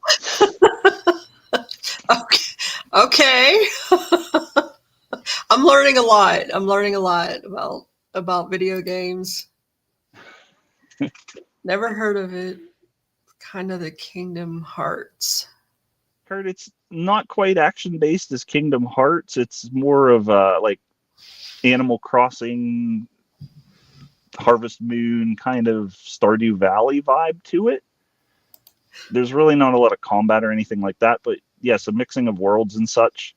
Like I said, there's characters in there from. They don't have any of the outside Disney stuff like the Marvel, the Star Wars. I mean, there's some little like outfits and things I think they sprinkled in, but no character wise. But you'll have classic characters like Goofy and Donald Duck and Mickey and Minnie and Daisy, but then it'll throw in like Buzz Lightyear and Wally, Merlin from the old classic stuff. More Fable talk. Fable was a fun series. So anyone out there that's going to watch this later who is not from our area or close to Pittsburgh, the word gutchies means underwear. Gutchies are britches. Yeah. Gutchies are britches. We got some Yinzer slang going on here. I remember when I first moved away from Johnstown, it was 86. We left the area and came out where I'm at now. And I said the word gutchies, and they're like, what? I'm like, gutchies. Hey, what's a gutchie? I'm like, you got to be kidding me. You had no idea. Certain things like this local part of our heritage in our area, that local dialect that you pick up. I seen it. I was at the West Virginia Bigfoot Festival in Sutton. When was it? July, June, I think, end of June. And someone had, it was a moon pie and an RC cola on the back of a shirt, and it said something about proud to be from the South or something like that, or only a Southern would. And I called him out on that. I said, I'm from the North and I like RC cola and moon pies, so your shirt's wrong.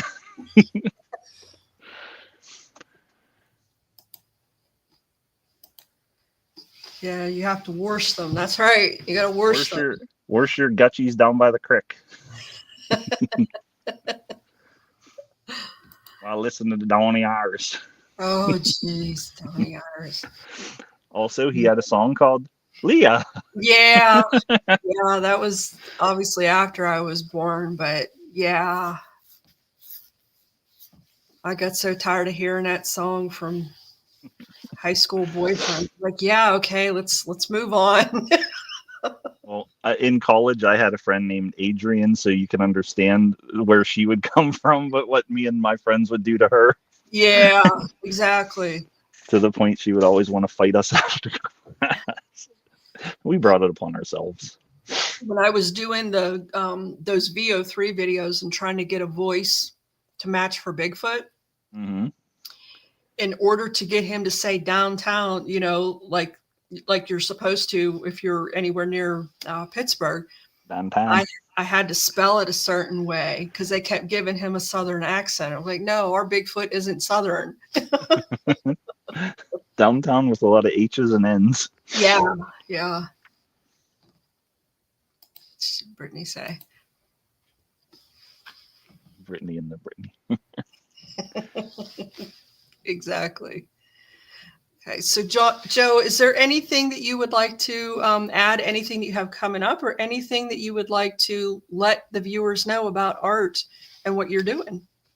I would have to say you can check out my schedule of shows coming up. Obviously, I'll be at the Masonic Temple for the WPA Cryptid and Paranormal show here. I'll be at Hexenfest on Halloween at the Bottle Works. We have the date for Squonkapalooza already reserved at the Bottle Works, August 1st, 2026. Just going to be staying busy for the rest of the year. And anyone out there, like you were saying, looking to get into art, the world needs more artists, not less. So put your stuff out there. I've had a few younger kids come to me leading up to Squonk, asking about getting into doing vendor shows, selling their art. So I've seen that they're, again, the younger crowd looking to jump into it. The things they're just afraid of is pretty much putting themselves out there, because you're always, as a vendor at a show, you're always looking for the approval of strangers. When you start out, you eventually find your crowd, your crew, your supporters, your family, but you're still at every show. You're trying to get strangers to buy your stuff. You're trying to get their approval to pay money for whatever goods you have. And it's scary, but you just gotta, I would say, someone comes by your booth, don't ignore them no matter what you're doing. Just say hi. Sometimes people are just obligated, once you acknowledge them, to come check your stuff out, and just be yourself, have fun with it. It's not going to take off right away, but if you keep it doing what you're doing, you're going to be fulfilled with what you're doing. If you're an artist, you love art, crafter, vendor, author, whatever, just put it out there. We need more of that in the world. Yeah, and that's a good subject to bring up, that if you are going to be a vendor at these shows, the best thing you can do is be your authentic self. And like you said, when someone's walking up to your table, acknowledge them. Like, hey, I see you. Like, hey, how's it going? How are you? Just engage in that dialect and that conversation with somebody, and let them know what you got, what you're offering, and what your art or whatever it is you're selling is all about, what you're all about. But yeah, you're definitely not going to sell if you're not engaging with your customer. I've seen a lot of people in certain shows. I'm not going to name particular crowds, but I've seen people that just have their nose down, doing whatever they're doing on their phone, drawing, working on stuff. And people just blow by that. I know you put yourself on the other side of the table. If someone's there doing something, focusing on something like that, one, they'd just be like, well, I'm not going to bother them. Or two, they're just ignoring me anyway, so I'm not going to look at their stuff and move on. And the next person that says hi, they're like, hey, let's check out your stuff. Yeah, exactly. I talk to anybody. Yeah, exactly.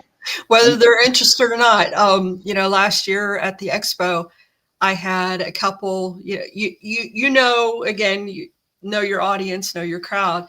Mm-hmm. The curious crowd came in after lunch. I think this was like Saturday. It was the first day of last year.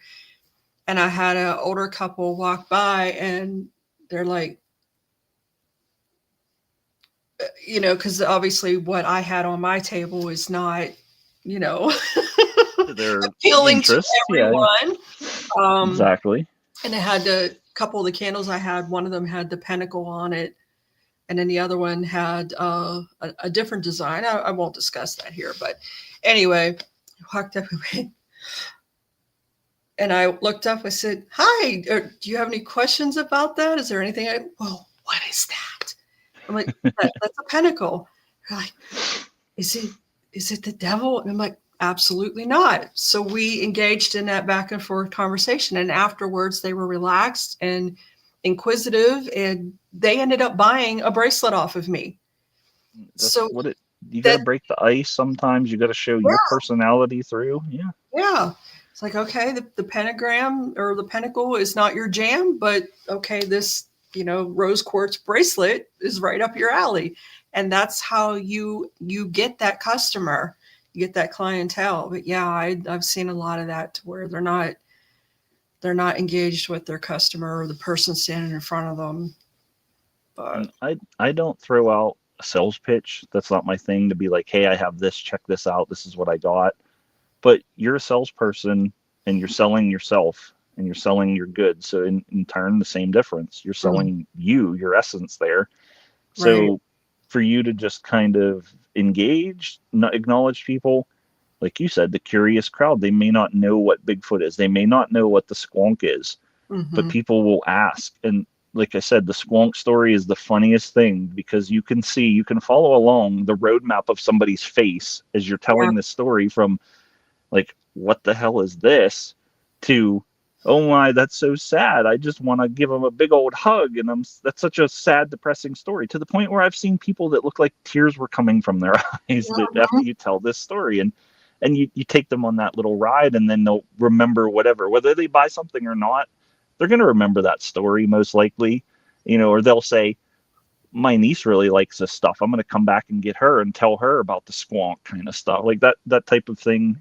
It's about who you meet. You go to a show, and again, you may not have the best show, money wise, but everything everything's about selling yourself and making a connection. So that one person that you talk to might eventually have your business card and collaborate with you. Because a motto that I always go with, I don't remember where I heard it, but I've heard so many people, misconstrue what they're doing and make it about themselves. And it is to a point, but it's about the people that you meet and the journey and all that, the family that you make. But I always hear that it's at the bottom, it's competition.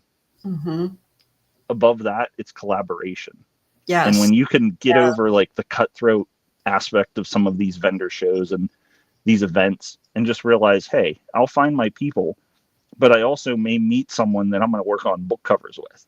I'm going to meet someone that I'm going to work on jewelry with. I'm going to meet a partner that wants to start an upstart business or open up a storefront, whatever. Yep. You can't discount any show, no matter how bad it ends up being financially, because it's not always about that. I know you're like me, I do this full time, so it is my livelihood. Yeah. But some shows, it doesn't, you can't really put a finger on it. You roll the dice with these vendor shows and these events, Comic-Cons and all of them. It's about the weather. It's about other events happening, so many variables, but it's just, you get to it, put yourself out there, and you're going to get something from that. You're going to get fulfillment. You're going to make a friend. You're going to talk to your vendor neighbor. So it's a fun journey, and it can be discouraging if you're not just making expectations every year, but if you keep at it, you're going to find your crowd, you're going to find your niche, you're going to find your audience, and like I said, you're going to find your family. Yeah, I totally agree. And first starting the expo at the temple, meeting Dave Grant, because just seeing what he was doing from the beginning, and then now what all he's involved in now.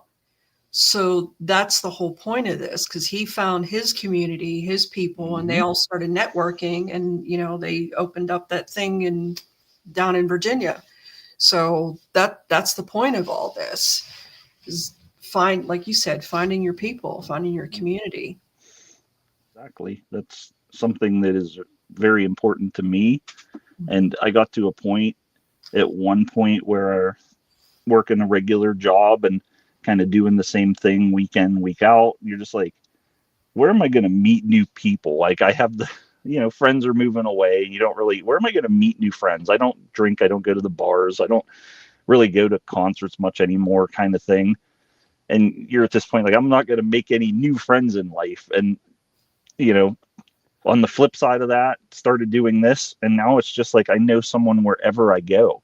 I have friends in Louisville, Kentucky. I have friends in Cincinnati, friends in Wisconsin, friends in Tennessee, all over Ohio, West Virginia, and even locally, people that I didn't really know, like you, like Sean, like Brennan, like Becky, all these people that I've met from doing these shows. And it's fun to look at where it is now and how fulfilled and enriched my life is from taking that step and taking that leap. And yeah, I agree. Yeah, Brittany says she loves the human connection. Yeah, and I think that's a lot of like I do a lot of stuff online and talking, like I'm with you guys right now, but it's the same thing. I miss that one-on-one with my customers and clients. So exactly. We always say how sometimes it's, and you see where society is, but a lot of times you're just like, I really don't like people, but I like my people. Right. So you Right. find your people. Right. I say that too. How can I say this without sounding like a-hole? It's your show. Sound as a-hole as you want. I am the most introverted extrovert there is. Like, my social media, like you saw last year after the expo was done, I was done. I just wanted to go back to the hotel. I was done. I know, it's an exhausting thing to run an event. Great. But yeah, said, I can go out and talk to anybody. But then when that my battery's drained, it's drained. But yeah, what'd she say? I I like people in small doses. like Brittany says, the right people. Yeah. And that's terrible to say when I love helping people. I love what I do. I love helping people connect with their loved ones who've passed and spirit connection and all that. But yeah, sometimes I really need to isolate and regroup. As Guns N' Roses once said, everyone needs some time all alone. Yes, that's it. I don't I like most people, but the right I people. used to have such a fear in high school and college of public speaking, even when I first started, the same thing. But, Mhm. now it's just so natural. I've had people come up to me at shows when I'm telling stories about these cryptids and monsters, like the same thing I'm telling you, that are just standing there listening. And they're just like, do you have a podcast? I'm like, no, like, I like to hear you tell stories. I'm like, well, Mhm. thanks. I'll give you my list of shows. You can come visit me. Say. That'll be me Sunday after the event. Just drag me out. Yeah, exactly. Is there on ground camping at the Masonic Temple for all the exhausted vendors and attendees? Maybe that's something we could put in for 2026.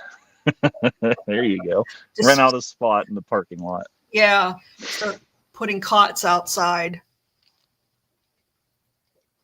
Mm, Going to be fun. It's going to be a yeah. fun event, and looking forward to that. Looking forward to Hexenfest. I got to survive Mothman first, so So, excuse me, are you going to be dressing up I was for what? for Hexenfest? Oh, that's on Halloween, of course. Okay. Don't you mean am I going to be summoning Mothman Randy Savage? Correct. Okay. Are you? I, I can put a call in. I'll send some psionic signals to him. Oh, geez.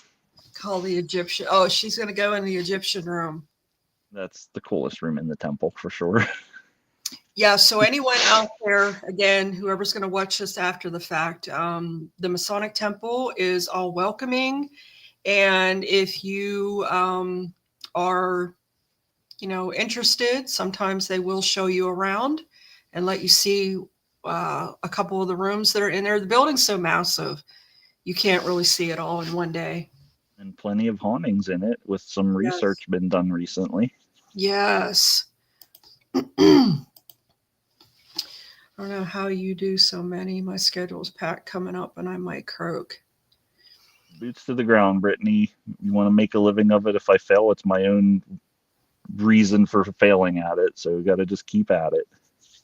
Yeah, I wanted to do one or two and I'm like, I don't have it in me. I don't have the energy to do it. So yeah, that's my thing to you too. I don't know how you find time to do all of I, these shows.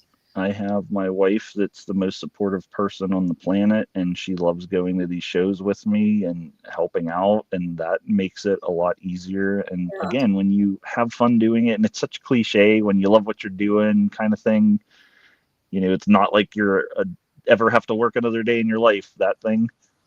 But it's true. I have fun doing this. It is a lot of hard work, and you just kind of put it out there, and you have a good support system and a lot of people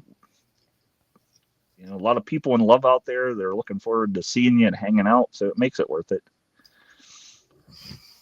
Okay. Don't be anxious, Brittany. Just put yourself out there. Pretty soon you'll be so busy you won't have time for anxiety.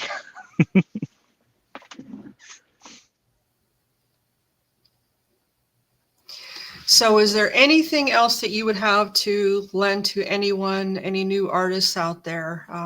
Like one of the things that I thought about is letting them know that they don't have to invest a lot of money to be an artist. No, your time is the most important thing. So what you do with it, that's on you. If you want to do one show a year or one show a month, whatever you feel comfortable with doing, If you're just a hobbyist, if you just want to do, like I said, a couple shows while you're working your full-time job, do it. It's fun.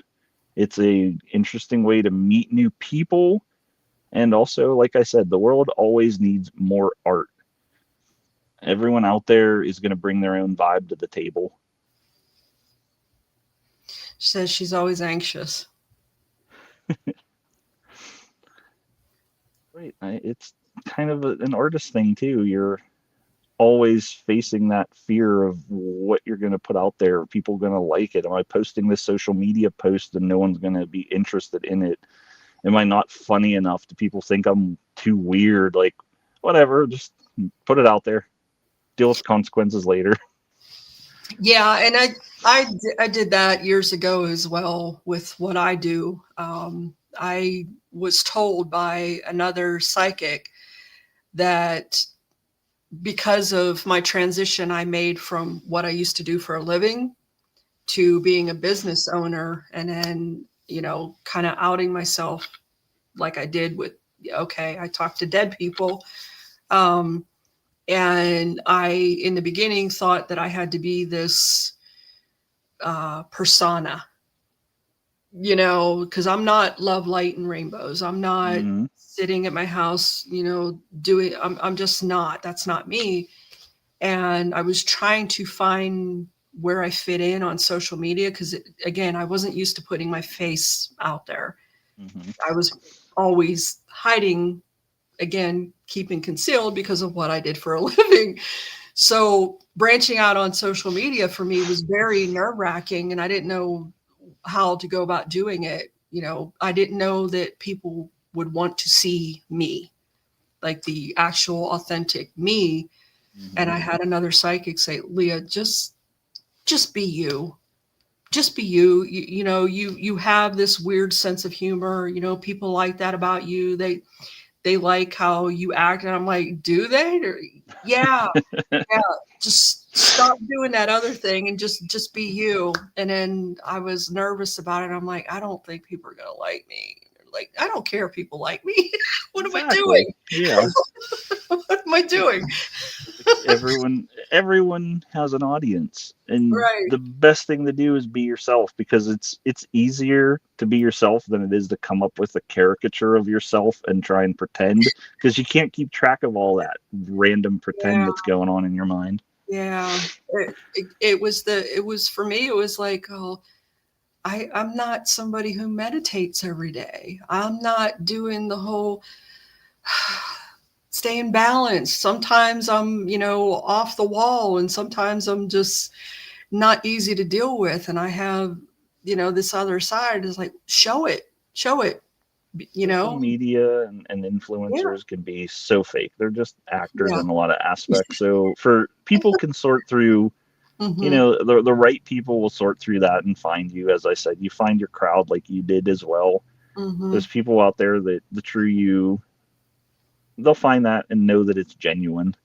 Yeah, exactly. Exactly. And like you said too, there's a lot of people that think as an artist, if you make money, you're not doing it for the right reasons. But any artist that's just making art freely either has unlimited free time, unlimited funding in the first place, or just, some other backing and reason that they don't want to make money, because it's not really about making money. It is about making the art. But if you can make a living doing that, then why not? Because you can make a living being a salesman, being a plumber, being a lawyer, an author. Like, you can make a living doing anything you want. So Hmm. what does it matter if you're creative or not? Like, you can make a living doing it. Millions of people do in one way or another, and it doesn't make you a sellout. It doesn't make you any lesser of a person. If Every you, it, single person that you listed, they all have bills. Yeah, exactly. Like, I wish that I could just have a commune of 3 dozen of my friends hanging out on an 80-acre farm, just making art for each other and eating apples and sipping iced tea. But in reality, that's not going to happen. But you No, can that's do not. your own thing and make some money and make a living out of it, because guess what? It's my art out there. I'm doing what I want to throw out there, and people are supportive of it. and people are liking what I'm doing, and it inspires me in hopes that I can inspire them in some way or another. Right. And that's the fulfillment out of it. Yeah, I make money doing shows, but I earned it doing my thing and putting the effort and the time. Like, all the same things I'm saying here. What you got to do to be a small business owner. Mm-hmm. And if I don't want to have a retail store. That's not my thing. I don't want to have T-shirts in a brick and mortar. So I Mm-hmm. love traveling around as like a wandering random vendor, like artist, kind of vagabond, transient, going from place to place selling Bigfoot merch. Yeah, and what I found over the years too is because a lot of people see me doing a lot of stuff. I don't know how many people out there are like me, but I get bored easily. I don't. Do you Yeah, get bored easily? I don't want to say I get bored easily, because you see my comics and video games, I could always find something to do, but sometimes you just get tired of doing the same thing. That's Yes. somewhat of boredom, but you just have to break the monotony in some way, and whether that's starting painting rocks and adding them to your collection, or Yeah. whatever it is. Some people are creatures of habit, and they like the same thing, and going in and 9 to 5, filing papers, Love it. working in an office, working in an airport, whatever. But I think in our field, there's a lot of variety that we can go into. And I know you also are always like, ooh, what is this new niche that I can find and add to my overall experience? I know. I mean, people. I don't want to go down this road because we'll have a lot of pissed off people in the comments later. Hmm. But like I said, when I saw the Bigfoot videos that were being created online, I'm like, I can work with this. I could take this and create a whole storyline about Johnstown and have this character start maneuvering around Johnstown, and he's visiting this. I actually had him on a cam tram the one day and, driving the cam tram bus down through Johnstown with Mothman in the back. mm-hmm. I couldn't get the Mothman character quite right and it didn't render right. But I'm like, I could really work on it and build up to the expo and utilize this, this VO3 and produce these videos. And the minute I did that, they took off like that. And I'm like, okay, this is something. This is something. I'm interested. This is really neat. See, I Yeah. never thought I'd be an event planner. And then we got Squonkapalooza, and Yeah. how it is. And now it's like, Yeah. Squonkapalooza was honestly supposed to be a one-off thing. We're gonna give it a go, see how it was. We Hmm. had people right after the first show like, when's the next one? I want to sign up. And it's like, I guess this is going to be an annual event now. And that Hmm. was not on my artist Bigfoot artist bingo card at that time. So you Yeah. just never know. I mean, planning these events is not easy. It's not. It is very stressful. Trying to, again, you're selling your event to people who you're new to. Your event is new. Let's just talk about the WPA Cryptid and Supernatural Expo, for example. That started from an email of Sean emailing me one day and pitching this, talking about this idea, pitching this idea, and then we're on a phone conversation, and Mm-hmm. then we're this, and this, and it's like, and then that's how the first year happened, and the nervousness the whole time, because you get to that point where okay, things are starting to fall in place and everything. What if nobody shows up? Because that's your biggest fear. That's What my if nobody reoccurring shows up? nightmare. Mm-hmm. Yeah, I mean, so, and that's why when we first started it, when I told him, I said, look, our audience is new. They don't know us. We had a couple Zoom meetings and stuff on it, phone calls too. I need to pitch this in a way that is not going to be like everything else, because it's going to get lost. It's going to get Mm-hmm. lost, and because like we talked about in the beginning, people are going to move on to something else. Um, so I'm Out of like, sight, out of mind. That's kind of part of yeah. the game. So I'm like, I'm going to do videos each person that signs up are going to get their own little creative video, and let's just start rolling with it, see what happens. And then we started getting the phone calls and getting the applications in, you know what I mean? And getting vendors in, because it was new and exciting. Plus, they wanted to see what the temple was all about. Yes, that's a big part of it too. So many people, when I Yes, tell them there's a show in the Masonic Temple, they're like, really? downtown? Like Yeah, a paranormal show downtown? I could go to the yeah, temple. So many people think that it's abandoned or it's just a private enclosed building for some yes, reason. yeah, So yeah, that's one of the things. It's a selling point for sure, and with the history of the temple as well. Yeah, yes, you just yeah, got to find that right mix to bring your crowd in too. Like we've been kind of beating through everyone's head over and over again. It's hard to find your audience and your crowd. And like I said, it's every year, even this year again, like Squonkapalooza the last 2 years had, growth for the attendees, but with the switch to the bottle works, you don't know. And are people going to want to come to this different section of town? It doesn't have the open layout of the park. Just a million things going through your mind. And I yeah. can remember the moment that I was at ease, and it wasn't until right about 10 o'clock in the morning this Oh, past year. really? And I went down to help one of the food trucks kind of pull in, and then I was walking down a little bit to talk to the couple vendors, and I seen people turn in the corner walking like a parade off of Broad Street. And I thought to myself, is like, they're coming here. I know it. There's no other place they're going, so this is kind of fun. And I seen just people lined like in a line like a worm following their way up onto Third Avenue and coming to Squonkapalooza, and then it was just on from there, and I was at ease. But you Wow. you worry about that, like for me every year. It's just like I want people to enjoy the show, come back, have a reason to come back. Talk about the show, for our vendors to make money, people to buy cool things and talk about our vendors. So Yeah, that's my anxiety every year with it. So you're right, it is hard work and it's a lot of nerve-wracking work. yeah. Even starting Hexenfest, I was worried because I'm like, okay, all right. So we did the cryptid thing. We need one more because we got Squonkapalooza. Now we got WPA cryptid.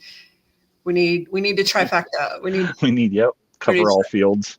And when I started, I'm like, oh man, okay, let's see. And the reason for this in the beginning was, like you said, you find your community, you find your people. With our community, it is a group of individuals who are still in some way feeling that they are like being chastised for their practices and their Mm-hmm. beliefs. And I think with us, it is that community of like-minded individuals. Like you know your people. Okay, I can relax here because they're like me, or they have common interests. Like again with cryptid, same thing. Mm-hmm. And then to form a safe space for people as well, that it's all encompassing and all welcoming. And Mm-hmm. that's pretty much the basis of what we did for Hexenfest. But yeah, I was very nervous. I'm like, oh my goodness, like this, please, just please let this be something.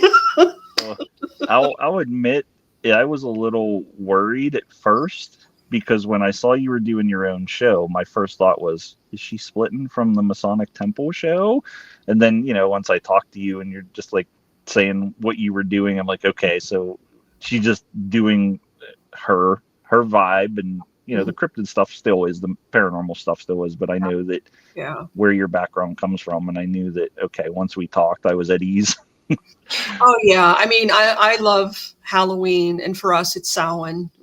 That's what Mm-hmm. we celebrate. But all things Halloween. I mean, that's my vibe. So it was Yep. just fitting and perfect for that, for Hexenfest. But I yeah. think that adults it shouldn't be shunned for adults to just still go trick or treating. I think that it should just be a acceptance in society that anyone can go trick or treating at all times during Halloween.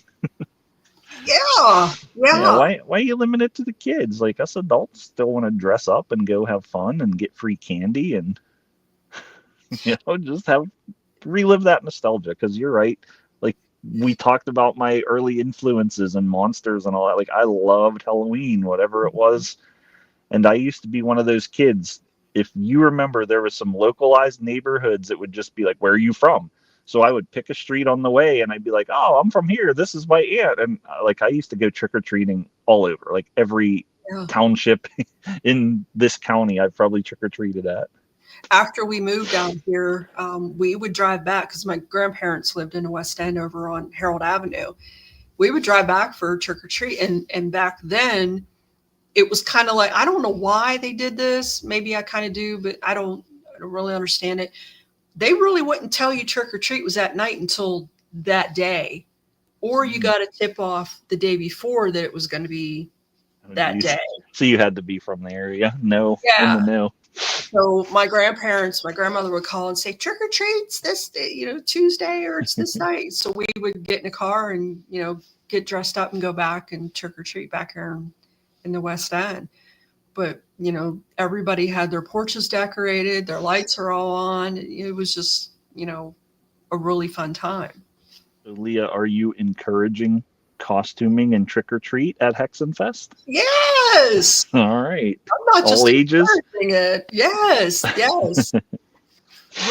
We can be whatever we want for one night. I'm like this every day, but anybody, that's your night to let loose and be who or whatever you want to be. I'm excited for it. I learned that did a few witching hours, witchcraft, Wiccan shows, and never really thought that that was my audience. But those shows have always been some of my best shows. So I'm kind of like the cryptid crossover because it's a little bit different and don't really see that a lot of these shows. But Yeah.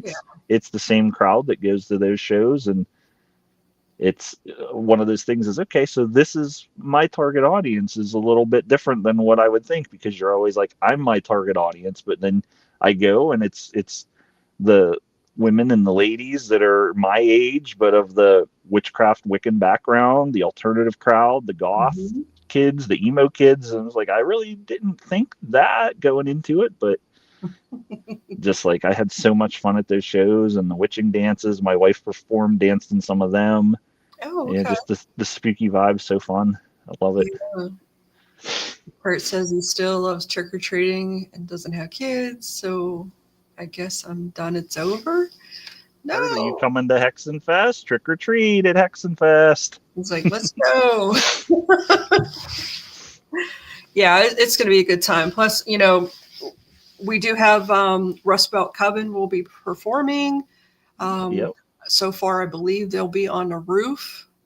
As of now, I again don't weather permitted. I don't know nothing about that, but we're gonna figure it Yeah, out. there's some plenty of space on the roof for their, whether they're just kind of throwing their PA system or they're doing more acoustic set, but some rows of chairs, some people hanging out, some Mm-hmm. spooky music for the vibe in the background. Mm-hmm. That's what was cool with Squonkapalooza with the music.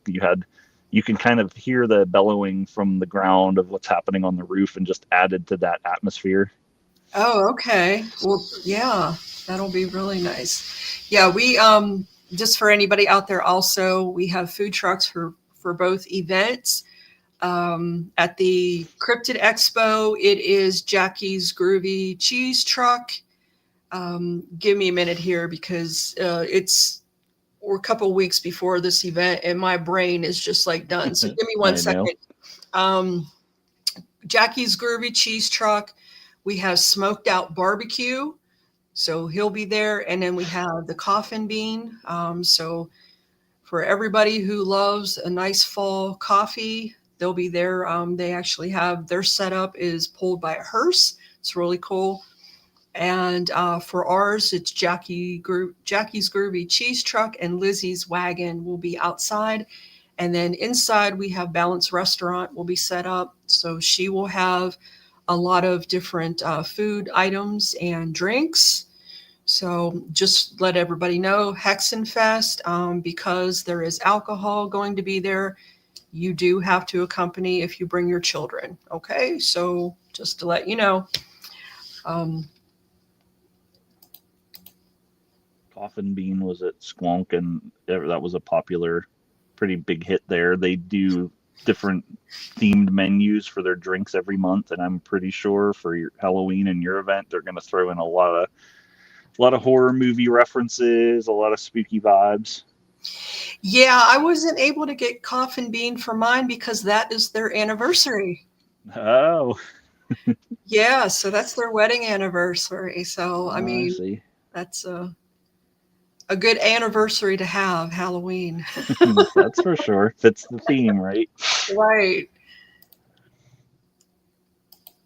Yeah, Lizzie's wagon, she was referred to me by Brianna Kaiser, so that's how she ended up joining us. I think they wanted to join us for Squonk this year, but had something else going on. But I know that they said that they want to join for next year, so hopefully they'll be there because I know they're good friends with the Good Times ice cream bus, so that'll be a nice addition. Yeah, one of the things that we were hoping to do this year for the cryptid, hopefully next year, but the axe throwing, Steel City Axe, Oh yeah. they bring the set up and you can be outside axe throwing, I guess. I thought you were gonna say you're gonna have Snarly Dave grilling outside all day long for us. That would be that would be really entertaining, though. I would love to see that. We'll Yeah. have to get him a couple of beard protectors because he'll Mhm. need to tie two together probably for that one. I tried to get one of the no two pierogi food trucks, and they both had other plans. So Dave missed out on getting pierogies this year. I know he got some for his shows though. There's one that might be coming up for some of our shows, hopefully next year as well, because he's been supporting them and keeping them in business. She said, "Yeah, he can braid it back." Yeah, Yeah. Brittany, you'll have to give him a Viking beard, braid it up for him. Hmm. Yeah, it looks like it got way longer than the last time I saw him. But yeah, well, I am going to close us out here. Is there anything that you want to add? I just want to say, Leah, thank you for inviting me on, chatting, Mhm. getting to know you. You're one of the cool people I've met by doing this, and I want to thank everyone that follows along with my stuff, that supports me, each and every one of you. It's definitely inspiring for everyone that comes and chats and buys a shirt or a poster and lets me kind of do my own thing in my own way, and to find everyone out there and find my found family. I appreciate it. Yeah, same. I really enjoyed meeting you, everyone from Geek Foundry Yes, my good to friends Nicole and Jason. Sentinels, Keep Gaming Society. That is correct. Lou and Brittany and TJ and the crew. Yeah, and then I know I'm missing one, and I don't. Sorry, I know there's somebody else that I'm missing in that area. I'm picturing where we have you guys together. So Okay. yeah, so if you do come to the expo, you will see Joe and the Geek Foundry and Sentinels. They will all be seated together because you never know if a D&D game's going to break out, right?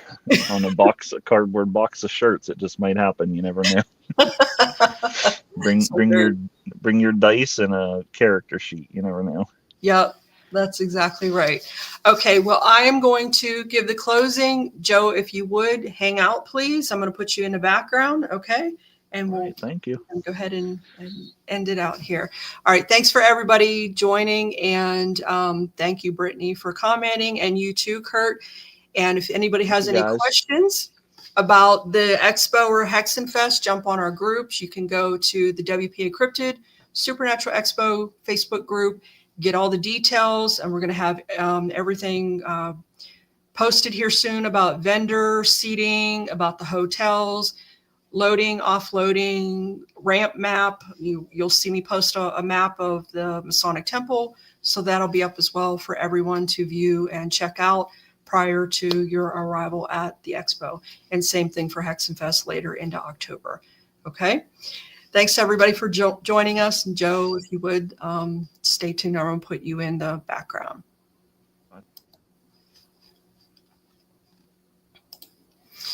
All right. Thanks everybody for tuning in.